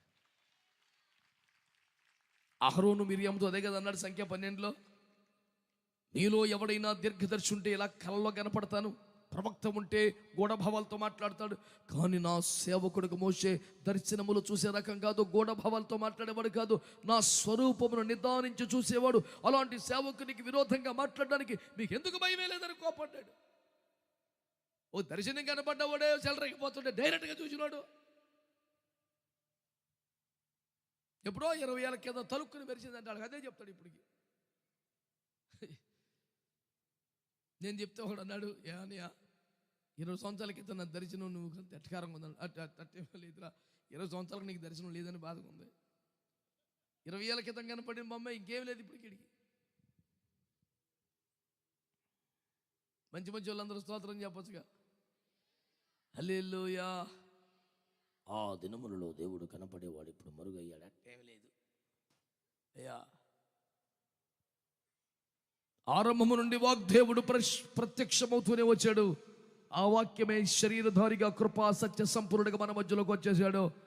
ఆ వాక్యమే మహిమలోకి వెళ్ళిన తర్వాత కూడా సంపూర్ణ మహిమతో ఆదిమ సంఘము నుండి యోహానికి దేవుడు ప్రత్యక్షమయ్యాడు.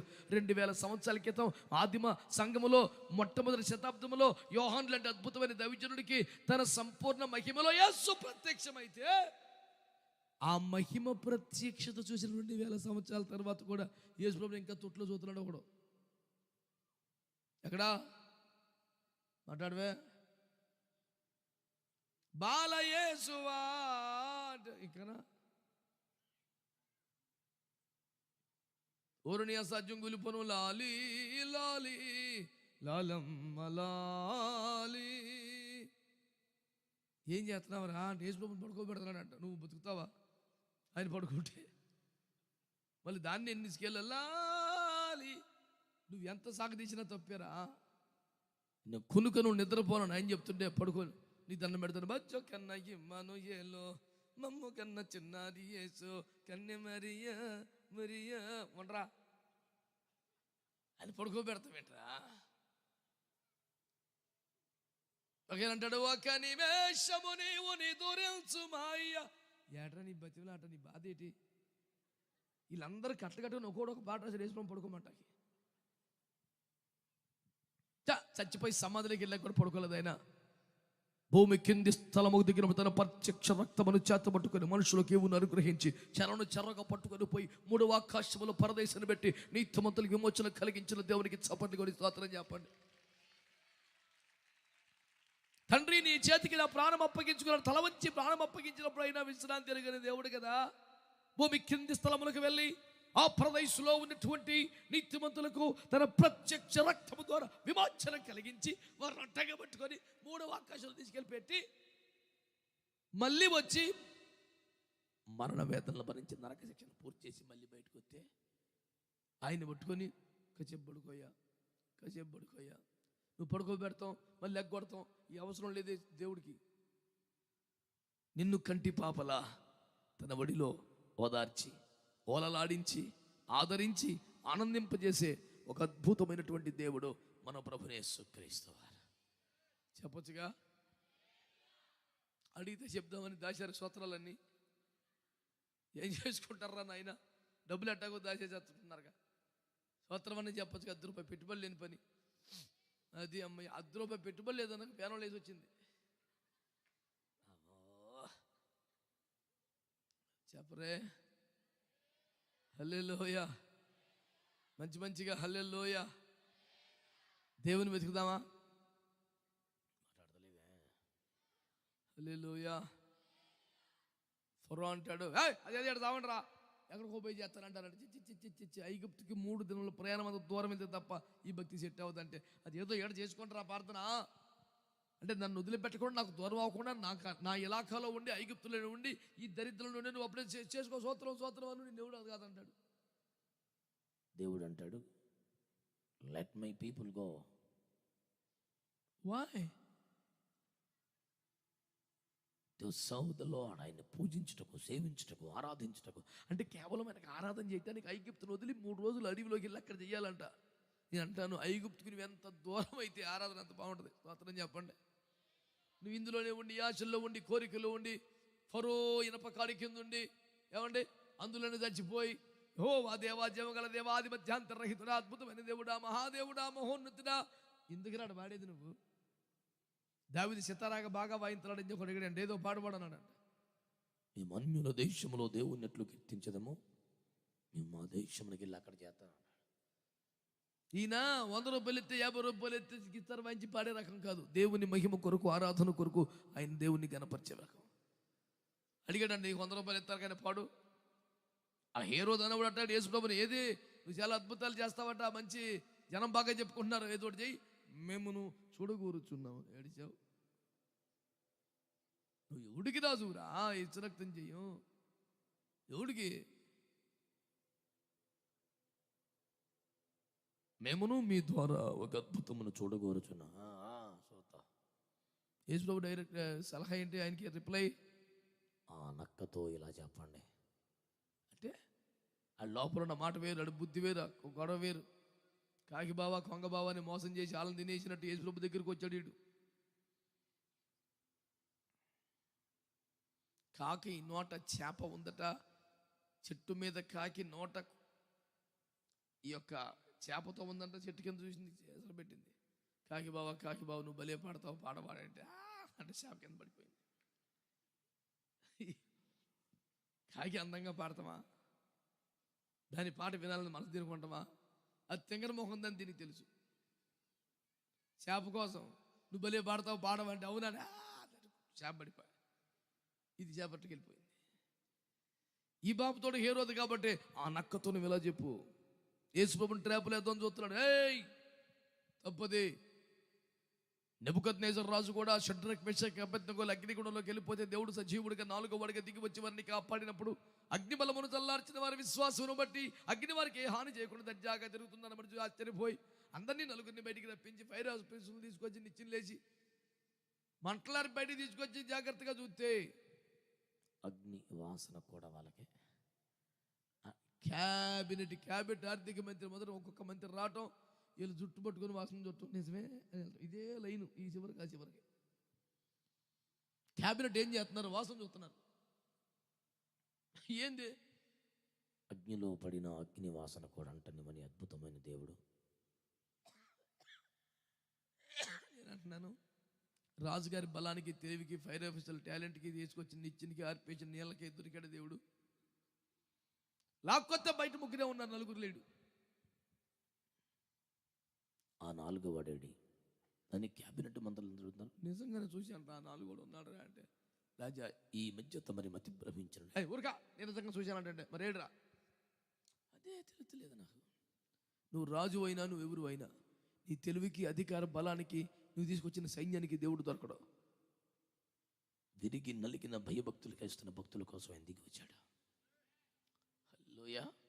షడ్రక్ మెషక్ అబేద్నెగోలకు దొరికాడా? వారికి కనబడ్డాడా? వారికి తోడుగా ఉన్నాడా? మరి రాజుగారికి దొరకట్లా. వెంటనే మంటలు అదుపు చేసి ఆ నలుగురిని తీసుకొని రండి, ఇది మా ఆజ్ఞ. ఆజ్ఞ వచ్చాడు. వస్తే ముగ్గురే వచ్చాడు. నా నాలుగో వాడు ఏడి? నీకు దొరకడు. మా దగ్గరికి వచ్చాడు. స్తోత్రం చెప్పండి, చెప్పండి గట్టిగా.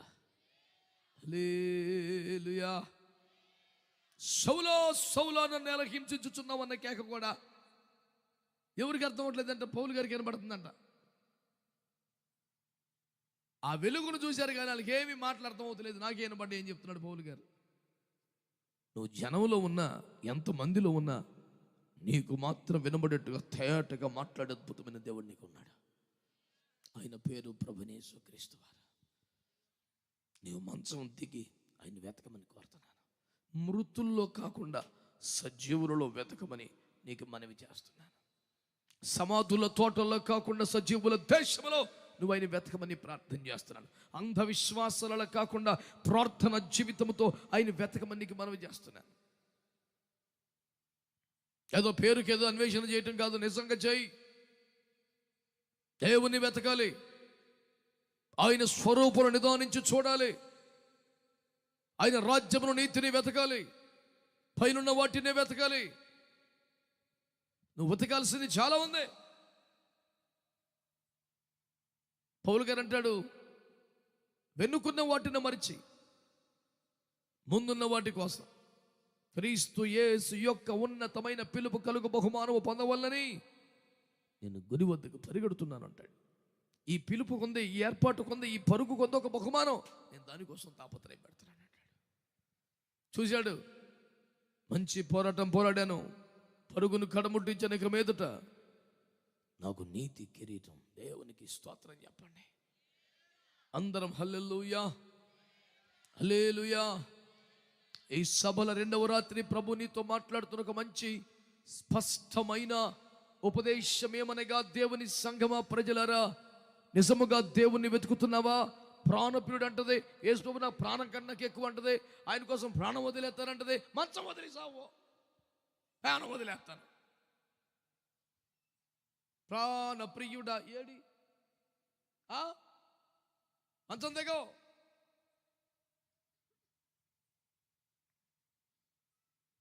నీ మాటల్లో నీతి యథార్థ ఉండరు, వదిలేయ్.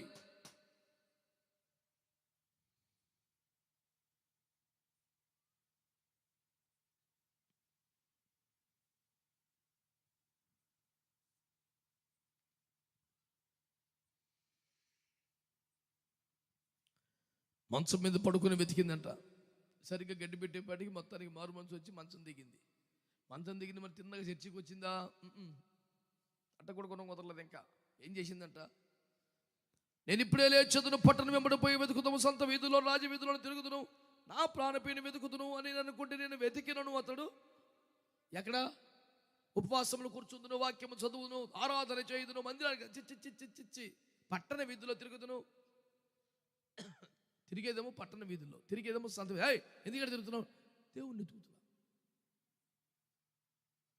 నోరు మాట్లాడుతుంటే నువ్వు అసలు ఎక్కిరుతున్నాయని శాస్త్రం ఏడిసింది. ఇట్లా కాదు చేసేది. పరిమాణ అర్థాలు ఉండే, లేనిపోయిన అక్రమ సంబంధాలు ఉండే, ఒకరికి నలుగురు ఐదుగురు కనెక్షన్లో ఉండే, హత్యలు ఉండే, రక్తపాతం ఉండే, అశ్లీల సీన్లు ఉండే, పాపిష్టి సీన్లు ఉండే, దుర్మార్గమైన సినిమా 3 గంటల పెట్టి చూపెడితే ఇటు రప్పేయకుండా చూసి,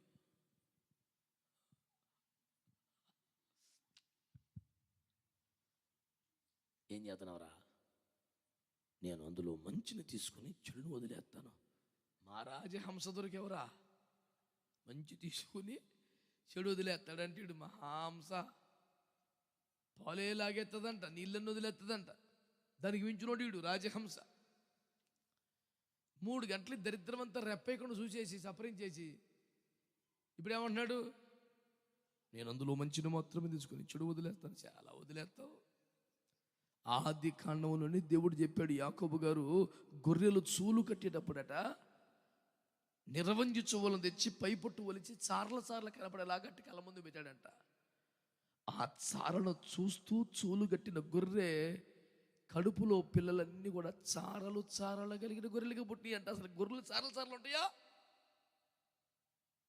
అవి గర్భము ధరించే వేళ ఆ చారలను చూసేలాగా ఏర్పాటు చేశాడు. సైంటిస్టులు తెగ మురిచిపోతారు. యాకోబు కన్నా టెక్నాలజీ ఎవరి దగ్గర ఉంది? దేవుని స్తోత్రం. అప్పటి నుంచి ప్రపంచం గర్భిణీగా ఉన్న వాళ్ళు ఎలాంటి దృశ్యాలు చూస్తే అలాంటి రూపమే పిల్లలకు వస్తుందని నమ్మి చక్కని కాయో పండో ఫలమో ముద్దు ముద్దు బుజ్జాయిలు బొమ్మలో గర్భిణీ నిండా గొళ్ళకు పెట్టేస్తారు వేసి రక్తం ఇచ్చి. ఏమో ముఖమే అద్దంలో చూసుకోదా భయం తెలుసు ఆమెకి. ఇక పొద్దున్న లేదు చిన్ని బుజ్జాయి అది ఎట్టకారం కాదు, నిజం అది. ఆ ముద్ర పడిపోద్ది. ఆ గొర్రెలట చూలు కట్టినటువంటి వందలాది గొర్రె పిల్లల్ని చార్లుగా పడ్డాయంట. నువ్వు ఒక్కసారి చూస్తే గర్భస్థ పిండం మీద ముద్ర పడిపోద్దరా చెరగదరా అని ఇంత బేభత్సంగా దేవుడు చెప్తుంటే వీడు చూసి మంచి మట్టికి లాగి మొత్తం వదిలేస్తాడంట. ముద్ర పడిపోయింది, ఇక పోదది. నీ ఒంటరిగా ఉన్నప్పుడు ఆ దృశ్యాలు కనపడతాయి, ఆశలు కలుగుతాయి, ఆ ప్రేరేపణలు కలుగుతాయి, మొత్తానికి బలహీనం అయిపోతావు, పాపలో పడిపోతావు, సర్వనాశనం అయిపోతావు. అందుకనే వెతికేది అక్కడ కాదు. పట్టణ వీధుల్లో మోసం ఉంది, పట్టణాల్లో డంబం ఉంది, లేని డాబు సరుకు ఉంది, లేని దర్పం ఉంది. అంత పల్లెటూళ్ళ యథార్థత లేదు పట్టణం అంతా. మాకు పాలు పోసే వాళ్ళ పిల్లోడు నాతో పాటు ఇంటర్మీడియట్ చదువుతాడు. మేము చాలా స్నేహితులంగా ఉండేవాళ్ళం. అయితే అలా వ్యవసాయ పనులను బట్టి ఈ గేదెలకి పాలు తీయటం, అది తీసుకెళ్ళి కేంద్రంలో పోయటం, ఈ ఇళ్ళ కాడ వేయటం, ఈ పొలం పనులకి వెళ్ళటం వల్ల ఉదయం లేచి తిరిగ్గా టిఫిన్ చేసి అంత ఖాళీ అమ్మకుండేది కాదు.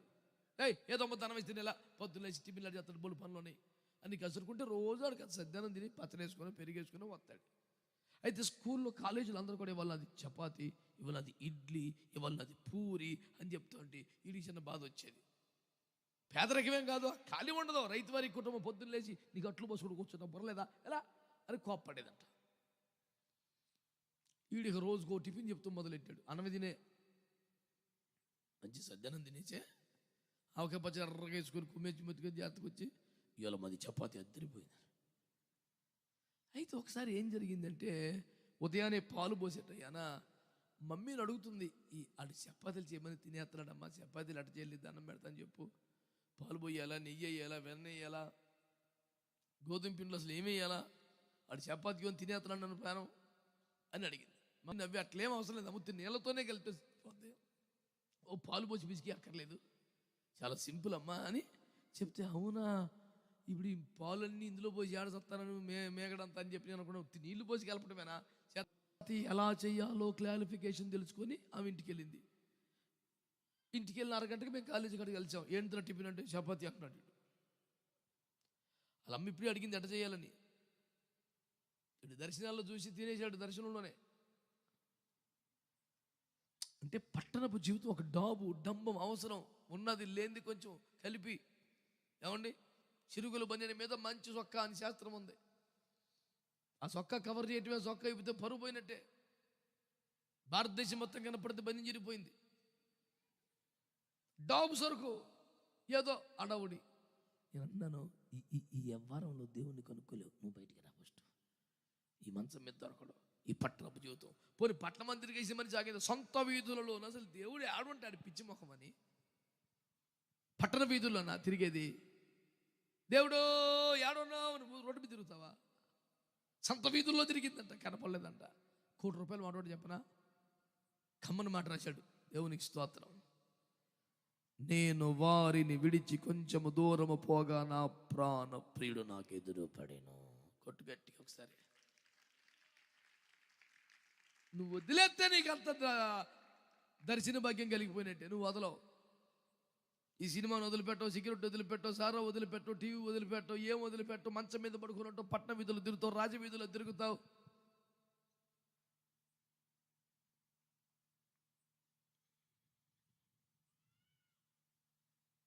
నాకొకసారి కనిపించరావా. ఏడుపిదే కానీ ఏడా పట్టణ వీధుల్లోనా, రాజన వీధుల్లోనా, సంత వీధుల్లోనా? గుర్తుపెట్టుకో, మంచమును విడిచి అనండి.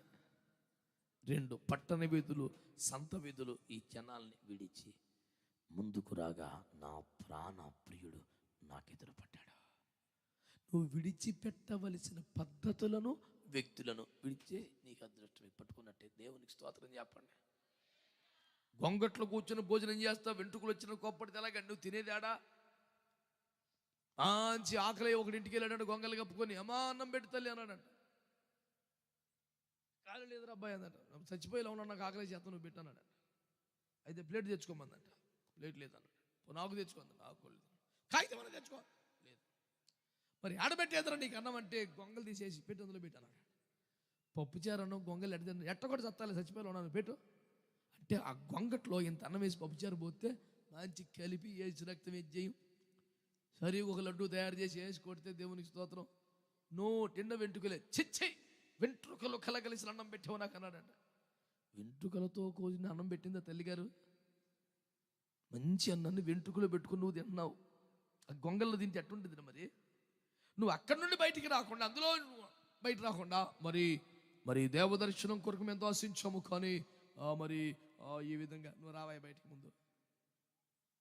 ఆ దరిద్రం వదిలిపెట్టకుండా, అలవాట్లు వదిలిపెట్టకుండా, వ్యసనం వదిలిపెట్టకుండా, పాపిచ్చి పనులు వదిలేకుండా, కంచం మాంసం 24 గంటలు ఆడే దొరుకుతుంది బండి. గానుగెద్దు ఎంత 50 కిలోమీటర్లు నడిచినా అక్కడే నడుస్తుంది. అది దాని సెటప్ అలా ఉంటుంది. ఇంకా నడిచింది మొత్తం క్యాలిక్యులేట్ చేస్తే 50 కిలోమీటర్లు ఉంటుంది, కానీ ఆడే ఉంటుంది. అది దాని చుట్టేగా తిరిగేది. తిండి ఎప్పుడు తిండి, సుఖం ఎప్పుడు ఇదే. పైకి చెప్పడం మాత్రం నేను నా ప్రాణప్రియుని వెతికితిని, కనపడడో నేను వారిని విడిచి కొంచెము ముందుకు రాగా ఆయన నాకు ఎదురుపడి నన్ను దర్శించాడని సాక్ష్యం ఇస్తుంది. దేవునికి స్తోత్రం కలుగునగాక. చెప్తారా అందరూ? మంచమును విడిచిపెట్టాయి, లోకమును, పాపమును, డాంబిక జీవితమును, పట్టణమును, సొంత వీధులను వదిలాయి, వ్యర్థమైనటువంటి వ్యక్తులను విడిచిపెట్టి దైవాన్వేషణలో ముందుకు రాగలిగితే ఆయన నీకు ఎదురు పడతాడు, నీతో మాట్లాడతాడు. ఆయన ఒక్కసారి దర్శనం ఇస్తే, మాట్లాడితే పరిస్థితులు మారిపోతే. దేవునికి స్తోత్రం చెప్పండి గట్టిగా. శబ్దం గట్టిగా హల్లెలూయా, హల్లెలూయా. దేవుని వాక్యములో రాయబడింది, ఎంత వెతికినా కనబట్టలేదు, ఎంత వెతికినా కనబట్టలేదు. ఎక్కడున్నాడు దేవుడు? ఎక్కడున్నాడు దేవుడు? ఒక మంచి మాట మీకు జ్ఞాపకం చేస్తాను. చూడండి 6వ అధ్యాయం.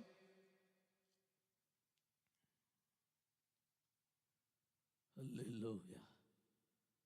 6వ అధ్యాయం చూస్తారా? పరమగీతాలు 6:1-2 వచనాలు. స్త్రీలలో అధిక సుందరి వగుదానా, నీ ప్రియుడు ఎక్కడికి పోయేను, అతడెక్కడ నాకు తిరిగేను. మనము పోయి అతని వెతుకుదము రమ్ము. ఉద్యానవనమందు మేపుటక్కును పద్మములను ఏరుకొనుటక్కును నా ప్రియుడు తన ఉద్యానవనమునకు పోయేను. చేతులెత్తి స్తోత్రం చెప్పండి. పుష్పస్థానమునకు పోయేను. మధ్యలో స్తోత్రం చెప్పంటే అర్థం ఏంటమ్మా? ఎక్లేసిన కారుకి ఎక్సలేటర్తో పాటు బ్రేక్ కూడా ఉండాలిగా. దేవుని స్తోత్రం చెప్పండి. దేవునికి స్తోత్రం అని. హల్లెలూయా. బిడ్డలారా, దేవుని వాక్యమును శ్రద్ధగా మీరు ఆలకిస్తే, నా ప్రియుడు ధవలవరుడు, రత్నవరుడు, 10,000 మందిలో గుర్తింపు దగ్గర నువ్వు అలా ఉంటాడు ఇలా ఉంటాడు తెగ చెప్పేస్తున్నావు కదా. పద ఎదుగుదాం ఆయన్ని. ఎక్కడికి వెళ్ళిపోయాడు ఆయన? ఏడి నీ దేవుడు అంటే అప్పుడు చెప్తుంది, నువ్వేం కంగారు పడి పక్కర్లేదు, అతడు ఉద్యానవనమునందు. ఆమేన్, ఆమేన్. దేవునికి స్తోత్రం. సస్యశ్యామకులు మా ప్రాంతంలో మందరం మేపుటకు వెళ్ళాడు. ఉద్యానవనమందు మేపుటకు, పద్మములలో ఏరుకొనుటకు. మీరు ఎప్పుడైనా పద్మములను, ఈ కలువ పూలను చూసారో లేదో గమనించారో తెలియదు నాకు, కానీ నీళ్ళ మీద ఉన్నట్లుగా ఆ నీటి మీదే అలా పైకి కనపడతాయి కదా. కానీ దాని కాడ చూస్తే మీటర్ ఉంటుంది, పైకి మాత్రం చిన్న పువ్వులా కనపడుతుంది. దాని కాడ హీనపక్షం మీటర్ కనపడుద్ది. అక్కడ అంటాడు, పద్మములున్న చోట 2వ అధ్యాయం 16వ వచనములో, అతడు పద్మములున్న చోట తన మందను మేపుతున్నాడు అని రాశాడు. పద్మములను ఏరుకుంటకు ఆయన ఆ చోటికి వెళ్ళాడు అని ఇక్కడ 6వ అధ్యాయంలో రాస్తున్నాడు. ఉద్యానవనమందు మేపుటకు ఆయన వెళ్ళాడు అని రాశాడు. ఉద్యానవనం యొక్క ఆధ్యాత్మిక స్థాయి ఎలాగున్నది ఏమండి? 4వ అధ్యాయం చివరి వచనములో, నా ప్రియుడు తన ఉద్యానవనమునకు వెంచేయునుగాక, అతడు తనకిష్టమైన ఫలములను భుజించునుగాక అని రాశాడు. అనగా దేవుని ఆకలి తీర్చగలిగిన, దేవుని సంతోషపరచగలిగిన పలు విధములైన ఫలములు కలిగిన ఒక సంఘం ఉందే, ఒక తోట ఉందే, అక్కడ మేపుతున్నాడు సంఘాన్ని. అతడు ఎక్కడికి పోయాను, ఏ దిక్కులకు తిరిగాను? అతడు ఉద్యానవనం ముందు మందను మేపుతున్నాడు. వేలో దేవుడు కావాలంటే ఎక్కడికి రావాలి? పట్టణ వీధుల్లోనా, రాజవీధుల్లోనా? ఆయన ఉద్యానవనమునకు వస్తే అక్కడ ఉంటాడు. చేతులెత్తి దేవునికి స్తోత్రం చెప్పండి, చెప్పాలి గట్టిగా. దేవుని ఉద్యానవనగా ఏమిటో తెలుసా? దేవుని ఉద్యానవనం ఏదో తెలుసురా? దేవుని ఉద్యానవనము మరేదో కాదు, దేవుని సంఘం. మాది సంఘమే, మాది ఉద్యానవనమే అని నువ్వు బోర్డు ఎట్టేసుకోవచ్చు. మొన్న చోట బోర్డు చూశాను, పరిశుద్ధమైన సంఘం అన్నాడు, వధువు సంఘం అన్నాడు, పెళ్లి కుమార్తె సంఘం. తప్పే ఉంది, మంచిదే కదా ఆశ. దాని అర్థం ఏంటి? అదొక్కటే వధువు సంఘం, వాళ్ళ తప్ప ఎవరు బోరపల రోకమనే ఆశపడుతున్నారని అర్థం. తప్పులేదు. నాది ఉద్యానవనం అంటే సార్ తప్పే ఉందండి. కానీ ఆయన ఇష్టమైన ఫలములు ఉన్న తోటేనా కాదా అది చెప్పు. నా ప్రియుడు తన ఉద్యానవనమునకు వేంచేయునుగాక, అతనికి ఇష్టమైన ఫలములు భుజించునుగాకని పరమగీతలో 4 చివరి వాక్యం రాయబడి ఉంది కదా. బిడ్డలారా, మీరు చూసారా మాటల్ని? నీ సంఘం ఏ సంఘం? నాదే మహిమగల సంఘం, నాదే పరిశుద్ధ సంఘం, నాదే ఎత్తబడే సంఘం, నాదే పెళ్లి కుమార్ సంఘం, నాదే రారాజు సంఘం. కరెక్టే, ఇవన్నీ ఆశలే. ఏజెన్సీలో ఓసారి సువార్తకు వెళితే చిన్న పాప ఓ చిన్న డ్రాయర్ వేసుకొని, చింపిరి జుట్టు వేసుకొని, చివుడు ముక్కు వేసుకొని చూడగానే భయంకరంగా తుల్లిపడిపోయేలా కొంత మంది చూస్తారు. అయ్యో, ప్రేమించాలి, బిడ్డలకు మంచి చేయగలగాలి అని తమాయించుకొని, ఏం పేరు బిడ్డ అంటే సౌందర్య. గుండె ఆగిపోయింది. నువ్వా? అసలు రాత్రి మన కల్లోకి వచ్చేలా ఉన్న పిల్ల పేరేంటట? ఎట్లుండిద్దా ఆశ. నా బిడ్డ అట్లుండాలని తల్లి పెట్టుకుంది. తప్పే ఉంది? తప్పు లేదు, నిజం కూడా లేదు. దేవుని స్తోత్రం. ఆది ఉద్యానవనమే ఏ కాయలై. నా ప్రియుడు తన ఉద్యానవనమునకు వేంచేయునుగాక, అతడు తనకి ఇష్టమైన ఫలములు భుజించునుగాక. దేవునికి ఇష్టమైన ఫలములు కలిగిన ఉద్యానం ఏదైనా ఉంటే అలాంటి ఉద్యానవనములో తన మందను మేపుతున్న ప్రియుడున్నాడు. నువ్వు అక్కడికి వెళ్తే నీకు కనబడతాడు, నీతో మాట్లాడతాడు, నిన్ను దర్శిస్తాడు, నీ చరిత్ర మార్చేస్తాడు. దేవునికి స్తోత్రం కలుగునుగాక. హల్లెలూయా. ఏ సంఘానికి పోతున్నావు అంటే ఇంటికి దగ్గర ఉందని చిన్నప్పుడు అలమట్టి అదే మాకు అలవాటు. అంటే మా మాయ పాస్టర్లే, ఆడికి వెళ్తే నాకు కొంచెం బాగా చూసుకుంటాడు, పాటలు ఎత్తాడని. కులాన్ని బట్టి ఒకడో, డినామినేషన్ బట్టి ఒకడో, దగ్గర ఉందని ఒకడో, అలవాటు అయిపోయి ఒకడో. ఆయనకి ఇష్టమైన ఫలములు కలిగిన తోటకి వెళ్ళాలి. లేకపోతే దర్శనం ఉండదు. నువ్వే చెట్లని దర్శించి ఇంటికి వచ్చేయటమే, ఏముండదు. మంచం మీద పడుకుని ఎతికిందంట, పట్టణ వీధులన్నీ తిరిగిందంట, రాజవీధులన్నీ తిరిగిందంట. వెతికినను నా ప్రాణపిడి కనపడతాడు. ఎట్లా అనుకున్నాం అసలు? మళ్ళీ చెప్తున్నావు, మళ్ళీ వెతికినను కనపడలేదు. నువ్వు బాగా అందం ఎతికేవని. అసలు ఎతికే పద్ధతి అదేనా?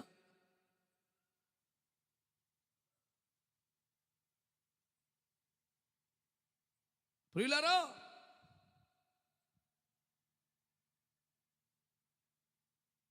దేవుని వాక్యమును శ్రద్ధగా ఆలోచన చేయి. దేవుడు తన వాక్యం ద్వారా నీతో మాట్లాడుతున్న అద్భుతమైన సంగతులు ధ్యానం చేయి. నువ్వు దేవుని వెతికే వ్యక్తివైతే నేను చెప్తున్న సువార్త విను. ఏదో ఒక చోటు కాదు, ఏదో ఒక సంఘం కాదు, ఫలములు కలిగిన సంఘం. ఆమె నన్ను గట్టిగా. ఫలములు, వరములు కాదు. జనాలకే వరాల మీద కాన్సన్ట్రేషన్. టాచండి పడిపోవాలి, మళ్ళీ రక్తం ఇచ్చాయి. లైన్ కట్టేయడమే, మళ్ళీ తెల్లారిపాటికి నూనె సీసా పట్టుకొని. నేను అంటాను, నూనె సీసా బ్యాచ్ని ఈ తరం యాకోబులు అనండి.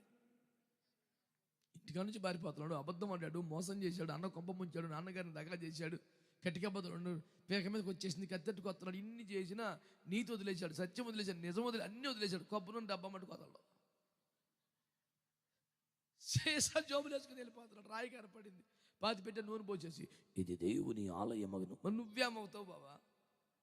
ఇది రాయి ఆలయం అయిద్దంట, ఈ బాబు పాలేరు అవుతాడంట. ఏమన్నా తెలివంత పనికి? ఇది నిశ్చయముగా దేవుని మందిరం. మరి తమరో అంటే మరి మా మావి కూతురు ఉందంట, మరి అమ్మ చెప్పింది, నాన్న ప్రార్థన చేశాడు. రాయన్న మందిరం అయింది కానీ ఈ బాబు మట్టుకు అవ్వడం అసలు నాకు ఎంత బాధ నువ్వు అర్థం చేసుకో. కానీ ఈ రాయి దేవుని మందిరం అని సరే తమరేమవుతారు అంటే మేము మరి ఆ విధంగా ముందుకెళ్తున్నాం. నువ్వేమవుతావురా? 20 సంవత్సరాలు పాలేరయ్యాడండి. నీకు ఎంతలా దర్శనం చేసు ప్రభు పరలోకాన్ని తెరిచి నీ తలకాడికి దిగొచ్చాను ఇచ్చినగా దేవునికి స్తోత్రం కలుగునే కాక. దేవుణ్ణి తలకాడికి దిగి వచ్చి నీకు దర్శనం చూపించి ఒక్కొక్క మెట్టి ఎక్కి వచ్చేనా నీకు కమ్మ కానీ పరలోకం అంతా చూపిస్తే చూపించావు. కానీ యాక్చువల్గా నేను సంబంధం ఉందని వెళ్తున్నాను. అట్టు కాదురా, నీకు ఆ దారి కరెక్ట్ కాదని నీకు పైదారి చూపించానంటే ప్రభు thank you so much, but I would like to continue the way I'm going. Actually మరి అది నువ్వు పరలోకమే దిగి వచ్చిన ఈడి దర్శనం వేరే. ఫోటో పెట్టేసుకున్నాడు మైండ్లో. ఇక వెళ్ళిపోయి 20 సంవత్సరాలు అంటే బాబు దేవుని స్తోత్రం. 7 సంవత్సరాలు ఈ అమ్మ కోసం కొలువు చేస్తే గుడ్డిదాన్ని పెళ్లి చేశాడంట మామ. మోసం అన్యాయం అన్నాడు. అడిచావు మోసం ఏంటరా? పెద్ద పిల్లకి పెళ్లి చేయకుండా చిన్నపిల్లకి చేస్తాం, బుద్ధి ఉందా? నేను చేసిందే కరెక్ట్, నువ్వు ఆశ పడిందే తప్పు అన్నాడు. అట్ట కాదు మా అయ్య, మరి యాక్చువల్గా ఆశ మరి ఇంకో 7 సంవత్సరాలు చేయి అన్నాడు. యాకోబు రాహేలును ప్రేమించను కనుక 7 సంవత్సరాలు కొద్ది దినముల వలె ఉన్నాయంట మా బాబుకి. దర్శనం అయిపోయిందిరా. మరి అప్పుడు ఆ బేతేలు లూజ్ అయినా బేతేలు అయింది, రాయి అయినా మందిరం అయింది. ఈ బాబు మటుకి పాలేరే. నా మీద పడి ఎడతారని యాకోబు అభిమానులు అందరూ. నువ్వు కొబ్బరి సీస పట్టు తిరిగితే పని అవ్వదు. నేను చెప్పేది అది ఫలం. స్తోత్రం అనండి. ఏ తోటకి వెళ్ళాలా మాట్లాడరు. ఎడ తోటకి ఎక్కడ మట్టి దొరికే తోట గుప్పుడు తెచ్చుకొని చిన్న థైరాయిడ్ బిల్లలాగా చేసుకొని ఎండ మీద ఎండబెట్టుకొని మా మిద్ది మీద డబ్బాలు వేసుకొని థైరాయిడ్ బిల్లలాగా పొద్దున్న మింగుతావు చూడు. ఈ తోటలో మట్టి కాదురయ్యా, నేను చెప్పే మట్టిను. తోటలో ఫలం, ఏ తోటలో ఫలం ఉందో వరాలు ఉంటే ఇష్టం. ఇటు చింతలపూడి దగ్గర ఒక నాగిరెడ్డి కూడా ఉండదండి, సేవకు వచ్చిన కొత్తలో అక్కడ ఉండి కూడా జనం ట్రాక్టర్ల లారీలు కట్టుకుని వెళ్ళిపోయేవాళ్ళు. ఆదివారం పూట వెళ్ళిపోతే ఆడికి అక్షరం ఒక చదువు రాదు, అసలు ఏమి రాదు. పరిశుద్ధ గంధం చదువుతున్నది, అసలు చదువులేదు. ఎవరి నుంచి అయ్యా నాకు గేదెలు పోయినాయి కనబడతలేదే అంటే గేదెలు పోయినాయా? పరమగీతం ఏడు ఉంటుంది గేదె. నీ 2 గేదెలు కూడా జంగారెడ్డిగూడెం బస్ స్టాండ్ అక్కడ తెచ్చుకోటాడు. ఎంత రెఫరెన్స్ అంటే మాట్లాడు బాకు వెళ్ళి తెచ్చుకో. ఈ గారడీ పనులకి ఏం కరువు లేదు. కట్టుకెళ్ళిపోతాడు ట్రాక్టర్లు అక్కడికి. కచ్చి గిరగడ తిప్పుతాడు కింగు. మొత్తం ముఖం మీద నూనె పోసేస్తాడు. ఇంకా బేబత్సం. పాస్ గారు తాగుతాడు, వాటర్ బాటిల్ స్టేజ్ మీద పెడితే అందరి మీద పోతున్నాడు నీళ్ళు పట్టుకెళ్ళి. ఏదంటే అంటే అదొక అభిషేకం అంటున్నాడు. ఒక ఆమెకి దయ్యం బట్టి పాపం బహుగా బాధించబడుతుంది దయ్యం. వీడి దగ్గర తెచ్చారు. మొత్తం జుట్టు మొత్తం మెలేజండి ఇక పట్టుకున్నాడండి. ఎట్టా ఇంకా కాసేపటికి ఆ జుట్టు మొత్తం కుదుళ్ళతో పాటు ఊడి చేతిలో కొత్త వదిలిపెట్టడం. ఆ పిల్ల పడిపోతున్న జుట్టు వదులుతుంది. ఎంత బాధ కలుగుద్దండి. జుట్టు తప్పండి, అట్లా అమ్మాయిని బాధ పెట్టకూడదు అని నేను అన్నా. నువ్వు జుట్టు మెలేసిన, సీపిరి కడతో కొట్టినా, యాపకరతో కొట్టినా, చెంపలు వాయించినా ఈ దెబ్బలని దయ్యానికి తగలవరా? పిల్లకి తగులుతుంది, తెలుగు పని చేస్తాను నీకు అన్నాడు. ఏం మాట్లాడుతున్నావు నువ్వు? దయ్యం వెళ్ళిపోయిందా లేదా అన్నాడు. వెళ్ళిపోయింది లేదు. మరి ఎందుకు వెళ్ళింది? దెబ్బలు నాకు తగిలితే వెళ్ళిద్ది అన్నాడు. నేను అన్నాను, కొడితే నువ్వు మట్టుకు వెళ్ళవా అన్నాను. కొట్టు ఇంకా బాగానే కొట్టించుకొని కూర్చుంటావు ప్రార్థన కాడ. నలుదంతా నువ్వు కూడా పోతావు కదా అంటే మొత్తానికి ఈ దెబ్బల వల్లనే దయ్యం పోయిందని నమ్ముచున్నావా అన్నాడు. ఓరు నన్ను బాప్తిసం ఇచ్చేలా ఉన్నవారు నువ్వు రై అడిగి చెప్పా. నాన్న, దయ్యము ఒక మనిషిలో జ్వరబడితే ఆ మనిషిని బాధ పెట్టిద్దా సుఖ పెట్టిద్దా? అమ్మా చెప్పంటారా? మరి వీడేం చేస్తున్నాడు? ఇంకా బాధపడుతున్నాడు. దయ్యం ఎందుకు వెళ్ళిపోయిందంటే నన్ను నాకన్నా బాధించేవాడు ఒకడు వచ్చాడని. ఇక నువ్వే బాధ పెట్టని వీడికి ఇచ్చేసి వెళ్ళిపోయింది. నీ చేతికి అప్పగిస్తే బాధల నుంచి విడిపిస్తావా? నువ్వు ఆ దయ్యం కన్నా నువ్వే ఎక్కువ బాధ పెడతావా? మరి దయ్యం జనుడివా దైవ జనుడివా నువ్వు ఎట్ట చేసావు నాన్న? ఆమె చేస్తారు అంటే బాధ పెట్టబాకు. దయ్యం వాళ్ళని బోళ్ళు బాధలు పెట్టిన వాళ్ళకి విడుదల కలగాలి, స్వస్థత రావాలని నేనంట. మాట్లాడబాకు. This is the ministry given by the Lord. ఏంటి పెట్టినట్టు ఇబ్బంది పెట్టమని మినిస్ట్రీ ఇచ్చాడు దేవుడు నీకు. నేను అనేది ఈ పడదొత్తాలు నూనె పోతాలు ఈ కాదు, ఫలం. ఎక్కడ? తనకిష్టమైన ఫలములు భుజింపగలిగిన ఉద్యానవనమందు దేవుడు సంఘాన్ని మేపుతున్నాడంట. ఇలా అలాంటి సంఘానికి వెళ్ళు, ఫలములు కలిగిన సంఘానికి వెళ్ళు. ఫలం అంటే టపటప చెప్తాను, రాసుకో మైండ్లో. 1 మత్తయి సువార్త 3:8 మారు మనసుకు తగిన ఫలం. ఏంటదే? ఓరు నాయనో, ఆ మొక్క తిరిగి చెప్తా కలిసిపోతున్నారు భక్తులు. ఏం ఫలం అండి? ఎఫెసీ పత్రిక 5:8 వెలుగు ఫలం. హెబ్రీ పత్రిక 13:15 జిహ్వా ఫలం. గలతీ పత్రిక 5:22 ఆత్మ ఫలం. హెబ్రీ పత్రిక 12:11 నీతి అనే సమాధానకరమైన ఫలం. స్తోత్రం చెప్పరే. ఆత్మ ఫలమును హెబ్రీ పత్రిక 5:2 ప్రకారం చూస్తే ప్రేమ, సంతోషము, సమాధానము, దీర్ఘశాంతము, దయాళుత్వము, మంచితనము, ఆశ, నిగ్రహము, విశ్వాసము, ఇవన్నీ కలిపితే ఫలం. ఇవన్నీ ఏ తోటలో ఉన్నాయో అక్కడ యేసుప్రభు ఉన్నాడంట. లేడు యేసయ్య సమాధి ఒడిలో, మతవాద సిద్ధాంత సరిహద్దులో. ఈ వాదాలు విభేదాలు తొడగొట్టుకోవాలి, మేసాలు తెప్పుకొని ఆ సరిహద్దులు కూడా పడండి యేసుప్రభు. ఈడెలిసిపోతామే. ఎక్కడున్నాడు మరి? ఖాళీ సమాధిలో ఎక్కడున్నాడు? చూడెళ్ళి. ఎక్కడ? శ్రమ తీరాన యేసున్నాడు. శ్రమలు, బాధలు, కష్టాలు జనం ఉన్నారు. అక్కడున్నాడంటే యేసయ్య. హల్లెలూయా, హల్లెలూయా. యేసయ్య ఎక్కడ ఉన్నాడు? ఆచారాలు ఉన్నా, సాంప్రదాయాలు ఉన్నా, విగ్రహారాధనలోనా, నీ మంచము సుఖానుభవాలలోనా, నీ పట్టణ వీధులు, రాజ వీధులు, సంత వీధులు, డాంబిక జీవితంలోన, వ్యర్థ ప్రయత్నంలోన వాటిని విడిచి ముందుకు రాగలిగితే ఎక్కడ కనబడుతున్నాడు ఆయన? ఫలములు కలిగిన ఉద్యానవనములో ఆయన కనబడుతున్నాడు. నామకార్థ సంఘాలు కాదు, ఆచార సంఘాలు కాదు, అలవాటైపోయిన సంఘాలు కాదు, ఏదోలే అనుకునే హడావుడి కాదు. ఫలములు కలిగిన తోట. నేను అంటాను, ఆదాము మహిమను పోగొట్టుకున్నాడులే కానీ ఇంకా దేవుడు సంచరించు తోటలో ఉన్నాడు కాబట్టి మళ్ళీ వస్త్రం దొరికింది. దేవునికి స్తోత్రం కలుగునుగా. పదపోయిన మహిమ కానీ ఆడే ఉన్నాడు. ఇంకా దేవుడు సంచరించే సంఘములు ఉంటే, పరిశుద్ధాత్ముడు దిగి వచ్చే సంఘములు ఉంటే, ఆత్మ సంచారము కలిగిన సంఘములు ఉంటే, ఇలాగైతే రేపైనా నీకు మళ్ళీ కోల్పోయిన వస్త్రం నీకు దొరుకుతుంది, మహిమ నీకు దొరుకుతుంది. దేవుని ముందు నిలబడగలిగిన అర్హత వచ్చింది. ఆచారాలు పడిపోతే ఏముంటుంది?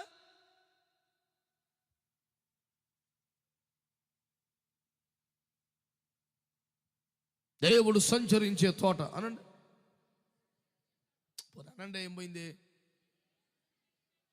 దేవుడు సంచరిస్తే ఎట్లుంటుంది తెలుసా? ఒకసారి చదివి పెట్టమ్మా. రాజుల మొదటి గ్రంథము 19వ అధ్యాయము 11వ వచనం.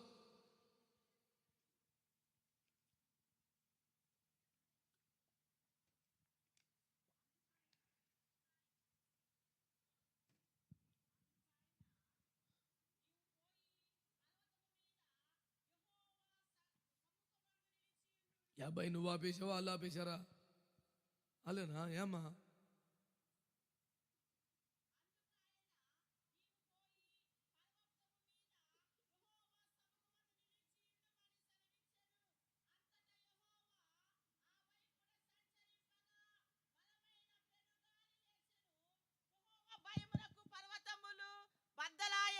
వీళ్ళకేదో ప్యాన ఊరుకోక మైక్ ఎత్తమే కానీ అసలు నీకు మైక్ ఎందుకు తల్లి? బంగారు స్వరమిచ్చాడు యేసు ప్రభు. దేవునికి స్తోత్రం కలుగును గాక. అసలు వీధి సువార్త, గ్రామ సువార్తకి వెళ్తే నువ్వు చాలు సంఘానికి. దేవునికి స్తోత్రం. ఆయన స్వరమెత్తి వారితో బిగ్గరగా ఇలాగు చెప్పాను అంటే నువ్వేగా. కొంతమంది చదువుతారండి బైబిల్, ఎవరికో పరమగీతాలు చెవిలో చెప్పినట్టు ఉంటుంది ప్రేమ లేక. అందుకు యేసు వారితో ఏం చదువుతారు అటు చదవాలా, స్వరం ఎత్తాను, బిగ్గరగా వారితో ఈ మాట చెప్పాను. దేవునికి స్తోత్రం చెప్పండి. హల్లెలూయా. ప్రియులారా, దేవుని వాక్యాన్ని గమనించండి. ఏం తెలియజేయబడింది వాక్యములో? యెహోవా వైపును సంచరించగా యెహోవా భయమునకు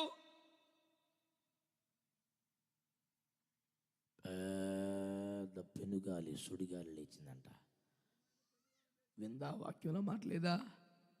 చెప్పాలి, పాయింట్ పట్టుకో. యెహోవా ఆ వైపునకు సంచరించగా అనండి.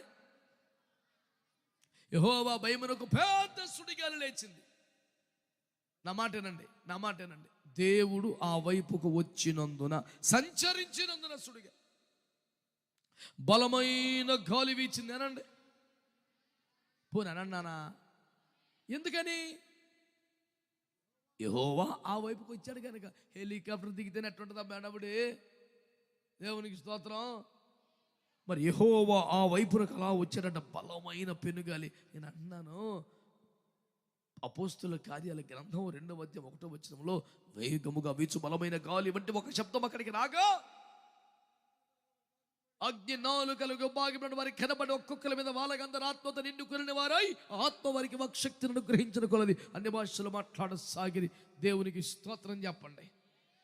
బలమైన గాలి వీస్తే సౌండ్ వస్తుందా రాదా? మాట్లాడతలేదు మీరు. నన్ను అడిగాడు ఒకడు, ఇప్పుడు నీలా గోల్ చేస్తేనే పరిశుద్ధాత్మ అనుకున్నావా? నేను పొందా కాకపోతే సైలెంట్గా పొందానంటే ట్రూ. ఇలా గోల్ చేస్తేనేనా నేను పొందా పరిశుద్ధాత్మ, సైలెంట్గా పొందా? నీది గోల్ చేసే ఆత్మ, నాది సైలెంట్ ఆత్మ, రెండు ఉన్నాయా?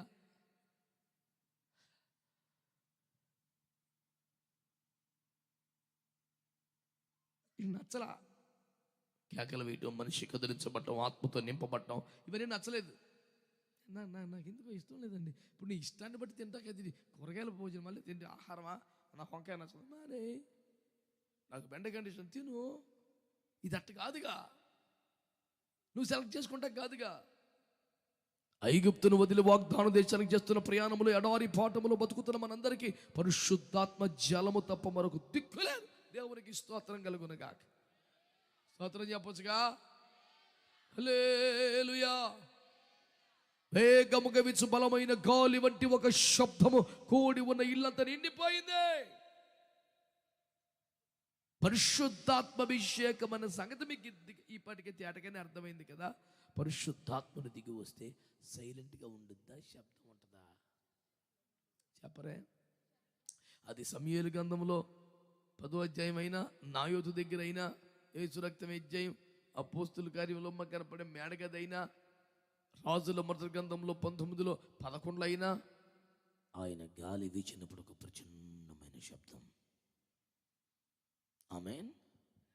నా పాయింట్ ఏంటంటే ఆయన సంచరించే తోట అనండి.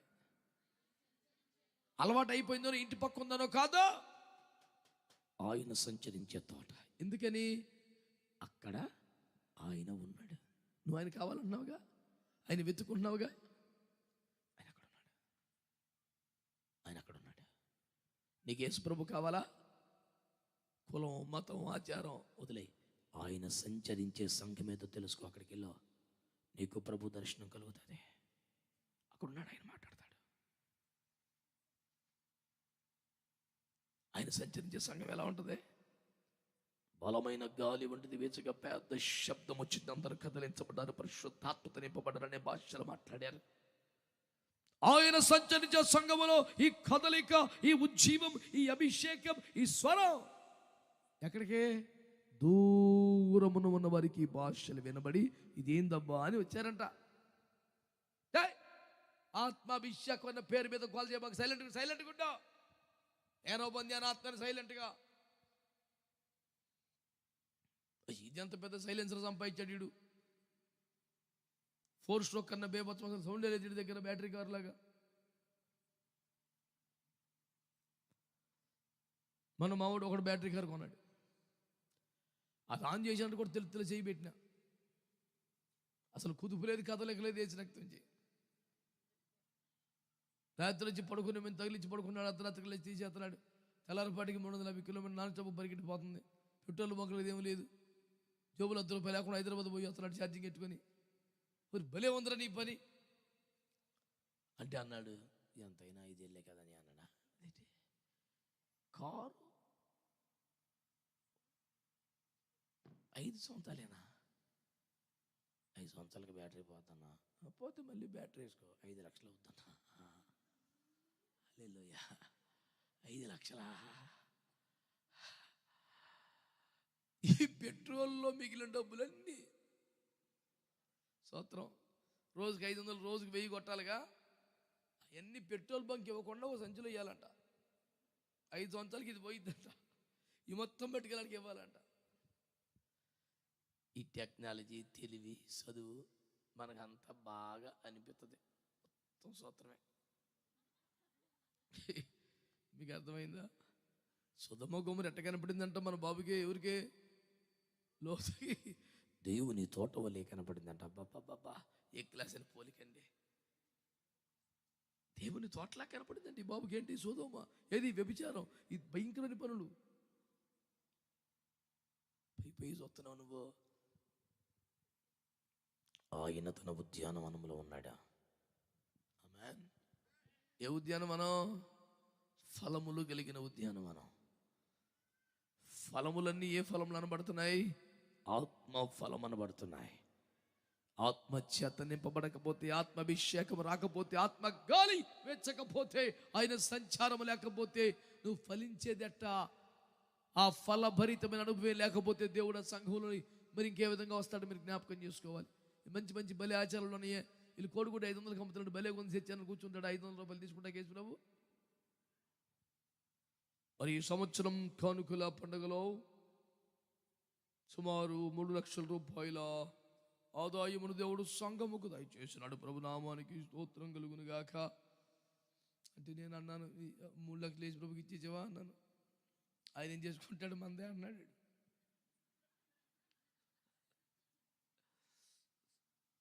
అరే ఆయన ఫీల్ అవుతాడు కంటే ఆడ ఫీల్ అవుతాడు, ఎప్పుడు వెళ్ళిపోయాడు చర్చిలోంచి అన్నాడు. ఫీల్ అయ్యేదాగలేడు, ఎప్పుడు వెళ్ళిపోయాడు యేసు ప్రభు. కిస్మిస్ పండక్కి లోపల డ్యాన్సులు వేస్తున్నారు సంఘస్థులు. ఇలాంటి వెడ్డి బాగులు గుద్దిపారేస్తున్నారు, చర్చి తూగుతుంది. యేసు ప్రభు బయటకు వచ్చి, నా పిల్లలారా తలుపు తీయుడి, నేను మీ మధ్యలోకి వస్తాను అన్నాడు. ఇప్పుడు ఇంట్లా కొట్టి కొట్టి తలుపు ఇసిగిపోయి వెళ్ళిపోతున్నాడు యేసు ప్రభు. ఓ భక్తురాలు వచ్చి, అప్పుడు వచ్చిందని ఒక భక్తురాలు, ప్రార్థనలు ముగింపు కూడా తరగ భక్తులు కొందరు. ఆ భక్తురాలు అంత ఆలస్యంగా వచ్చిన యేసు ప్రభుని గుర్తుపెట్టింది. ప్రభు నువ్వు వెళ్ళిపోవచ్చున్నావేమి అని అడిగిందంట. నన్ను ఎవరు లోపల రానెత్తలేదమ్మా అన్నారంట. ఎవరు వాళ్ళంటే చర్చి వాళ్ళే. ఎందుకు రానివ్వలేదు ప్రభు అందండి. కిస్మిస్ పండుగ చేసుకుంటున్నారు. నీ పండగ మండిపోను, యేసు ప్రభు బయట పెట్టి పండగ ఏందిరా? వీళ్ళు పండగ ఎంత బాగా చేస్తున్నారంటే దేవుడే తలుపు కొట్టినా వినిపించుకోలేనంత బేభత్సంగా చేస్తున్నారు పండగ. అంత దండగా నీ బతుకు యేసు ప్రభు లేకుండా. పేరు యేసు ప్రభుది, ఆయన పేరు మీద కేకులు, ఆయన పేరు మీదే కేకలు, ఆయన మట్టికి లోపల లేడు. పాడ అంటే యేసువారమండి, నజరేతువారమండి. ఏం చేస్తున్నారండి? కేకలు వేయచ్చు, కేకులు తినచున్నామండి. ఎందుకని? కిజ్మిచ్చు కిజ్మిస్ కాదురా, క్రైస్టే మిస్. అక్కడ ఆయన వెళ్ళిపోయాడు బయటికి. నువ్వే తోటకి వెళ్ళాలి.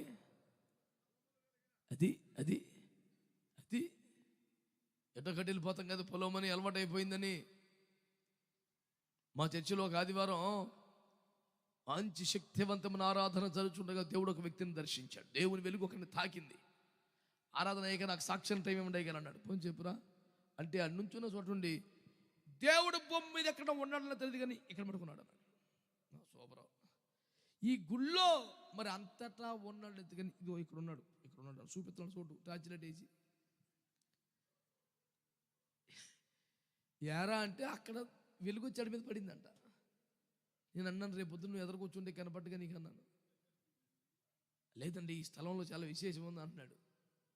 ఖర్చు పేసుకెళ్ళి మరి మళ్ళీ వారు చాడు కూర్చుంది కానీ బుర్ర పని చేస్తుందా నీకు? స్థల ప్రభావం పుణ్యక్షేత్రంలో ఏమనో మనకే. దేవునికి స్తోత్రం చెప్పండి. నువ్వు ఏ గోతులప్పుడు దర్శించిన బయటికి తీసుకొచ్చి నమ్మకం దేవుడు ఉన్నాడు. బదిరి వృక్షం కింద ఉన్న గుహలో ఉన్న దేవుడు అక్కడికి దిగి వచ్చి ఏలియాతో మాట్లాడి అతని బలపరిచి అతని శక్తికి మించిన ప్రయాణం చేయటం ఒక బలం ఇచ్చిన దేవుడని మీ జ్ఞాపకం చేస్తున్నాను. దేవునికి స్తోత్రం కలుగును గాక. హల్లెలూయా, హల్లెలూయా. ప్రభునందు మిక్కిలి ప్రియమైన దేవుని సంఘమా, దేవుని ప్రజలారా, ఈ రాత్రి దేవుని వాక్యమును శ్రద్ధగా వినగలిగితే అతను ఎక్కడున్నాడు? దేవుని వాక్యాన్ని మీరు మంచిగా ఆలోచన చేస్తున్నారా?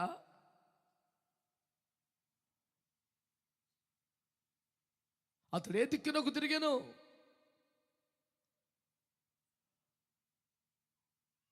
ఆయన మనసంతా ఎక్కడుందో తెలుసా?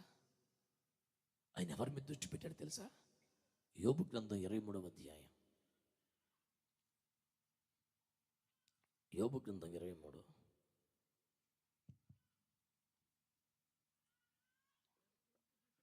ఆయన పనులు జరిగించుచు ఉత్తర దిక్కు దేశపు పోయినను ఆయన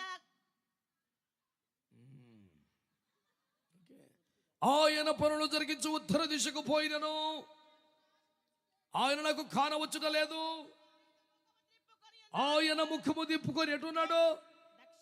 దక్షిణ దిక్కునకు ఆయన ముఖము తిప్పుకొని వాడు. దేవతలది స్తోత్రం చెప్పండి ఒకసారి, చపాలి గట్టిగా. ఆయన పనులు జరిగించు ఉత్తర దిశ అనండి.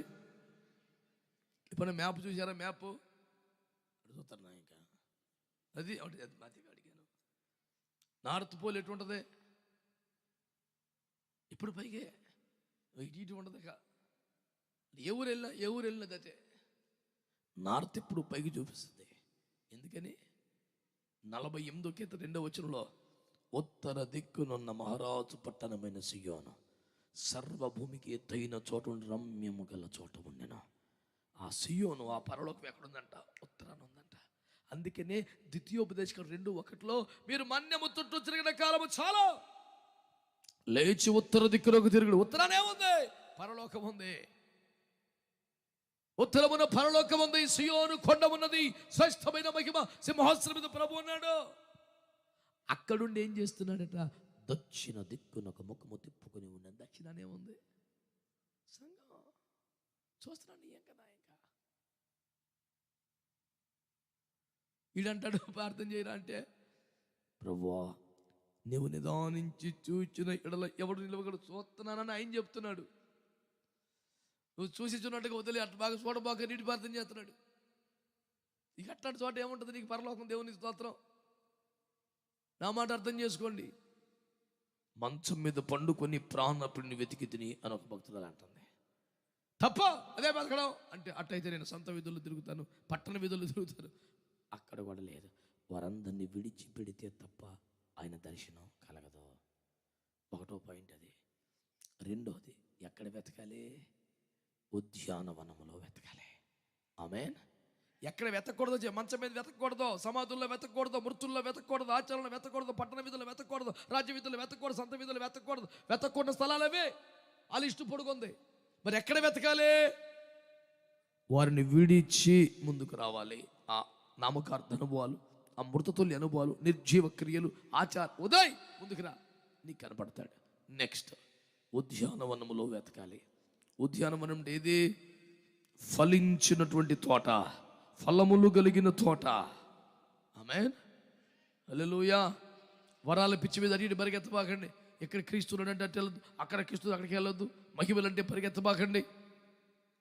ఆయన 7 సంఘముల మధ్య సంచరిస్తున్న దేవుడు ఎక్కడున్నాడు? ఫలించిన తోట, ఆత్మ ఫలములు కలిగినటువంటి సంఘములో ప్రభు ఉన్నాడని దేవుని వాక్యం జ్ఞాపకం చేస్తూ ఉంది. దేవుని బిడ్డలారా, ఇంకా మనం ముందుకెళ్తే ఆయన సంచరించే తోట కొన్ని ఉన్నాయి. ఆయన సంచరించే చోట ఏముంటుంది? ఆత్మాభిషేకపు గాలి వీస్తుంది.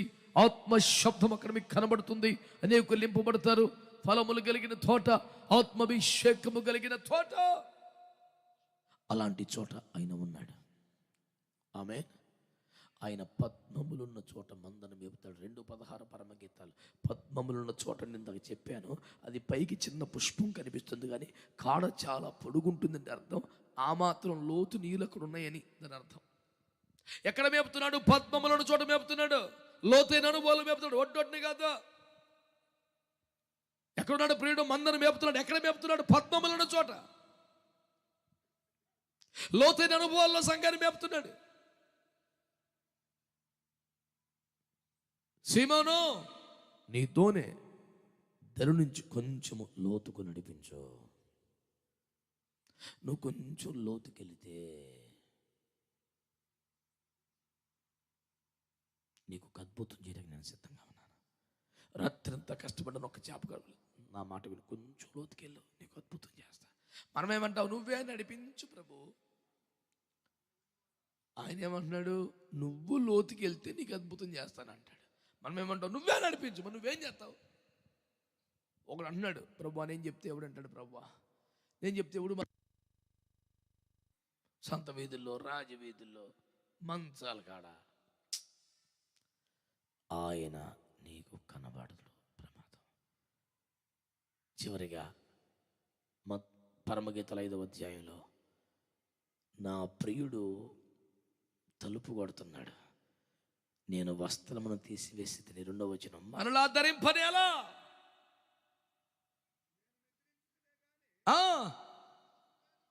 అబ్బో,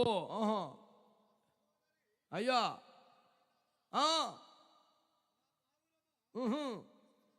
అబ్బా ఎన్ని డిగ్రీలో నేను ఆయన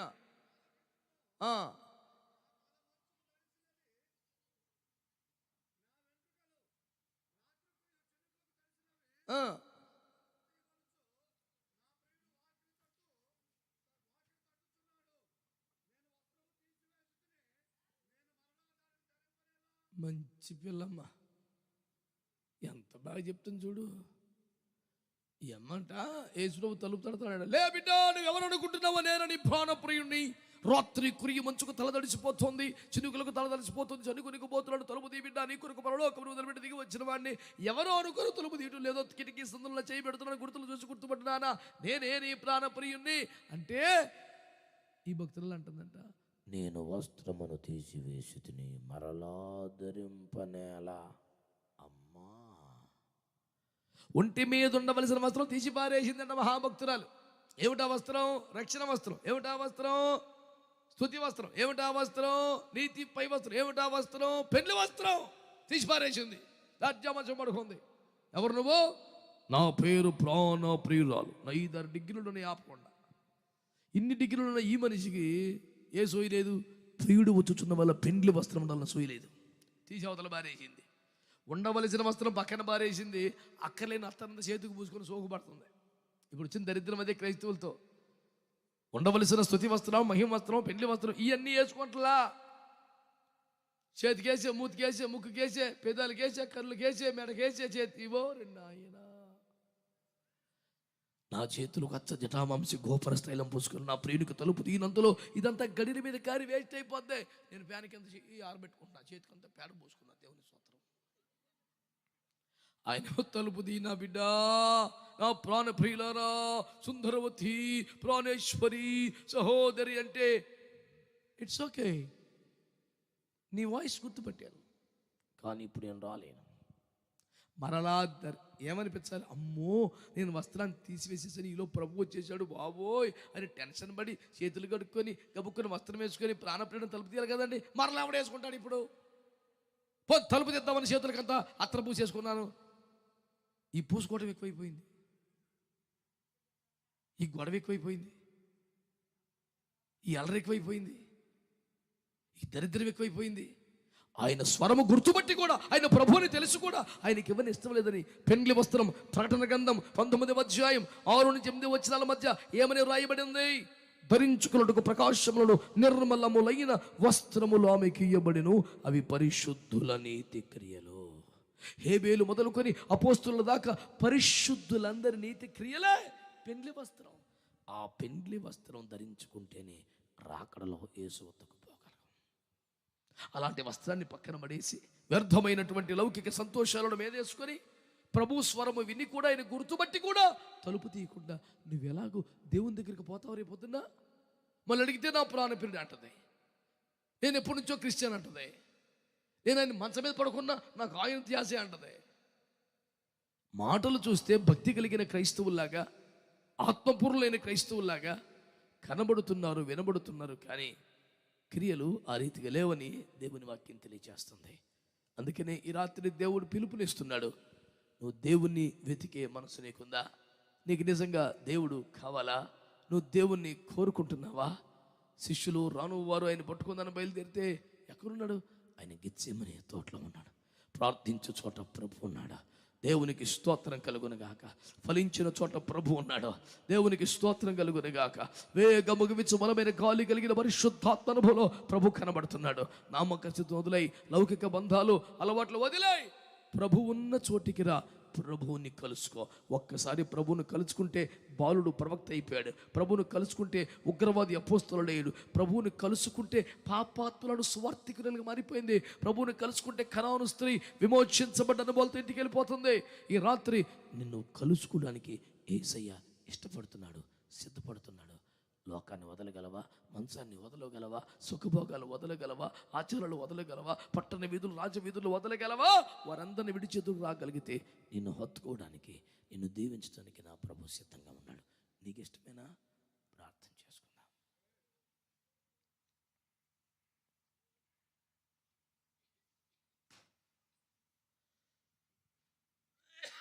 ప్రార్థన చేసుకుందామండి.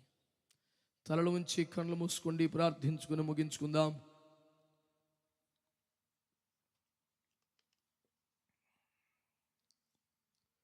అందరం కళ్ళు మూసుకుందామా?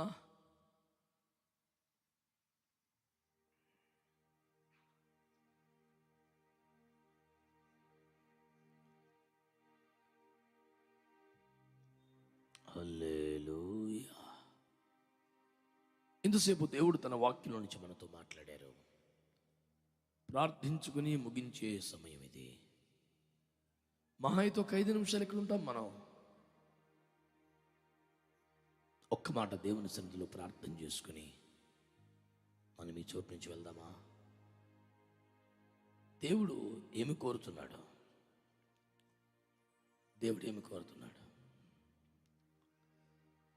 దేవుడు ఏమి కోరుతున్నాడు? హల్లెలూయా. ఆయన ఫలములు కలిగిన తోటలో ఉన్నాడు.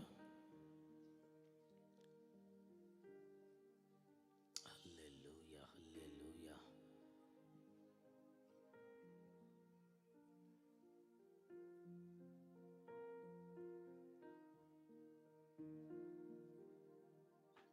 Thank you Jesus. ఒక్క మాట నోరు తెరిచి అందరం కలిసి ప్రార్థన చేద్దాం. ప్రభుని వెతుకుతున్న తీరు సరిగా లేదు అని ప్రభు వాక్యం తెలియజేస్తుంది. నీకు నిజంగా ప్రభు కావాలా? ఆయన దర్శనం కావాలా? ఆయన ఆత్మ కావాలా? ఆయన అభిషేకం కావాలా? ఆ పెండ్లి వస్త్రం కావాలా? రాకుల ఎత్తబడి అనుభవం కావాలా? ఇదిగో ప్రభు నీతో మాట్లాడుతున్నాను ఈ రాత్రి. నువ్వు విడిచిపెట్టాల్సిన మంచం, విడిచిపెట్టాల్సిన పట్టణ వీధులు, విడిచిపెట్టవలసినటువంటి సంత వీధులు, రాజమార్గాలు వదిలే. వాటిని విడిచిపెట్టి ముందుకు రాగలిగితే ప్రభువే నీకు ఎదురుపడదు.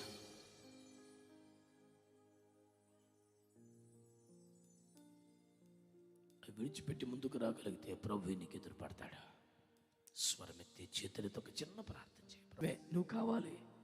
నేను వెతుకుతున్న ఆశ ఉంది, కానీ నిన్ను మంచాన్ని విడిచిపెట్టట్లా. సుఖభోగాలకి దూరం అవ్వట్లేదు. సంత వీధులు, పట్టణ వీధులు, ఈ లౌకిక అనుభవాలకి దూరం అవ్వట్లేదు. నువ్వు కావాలి, కానీ వీటిని వదిలిపెడతలేదు.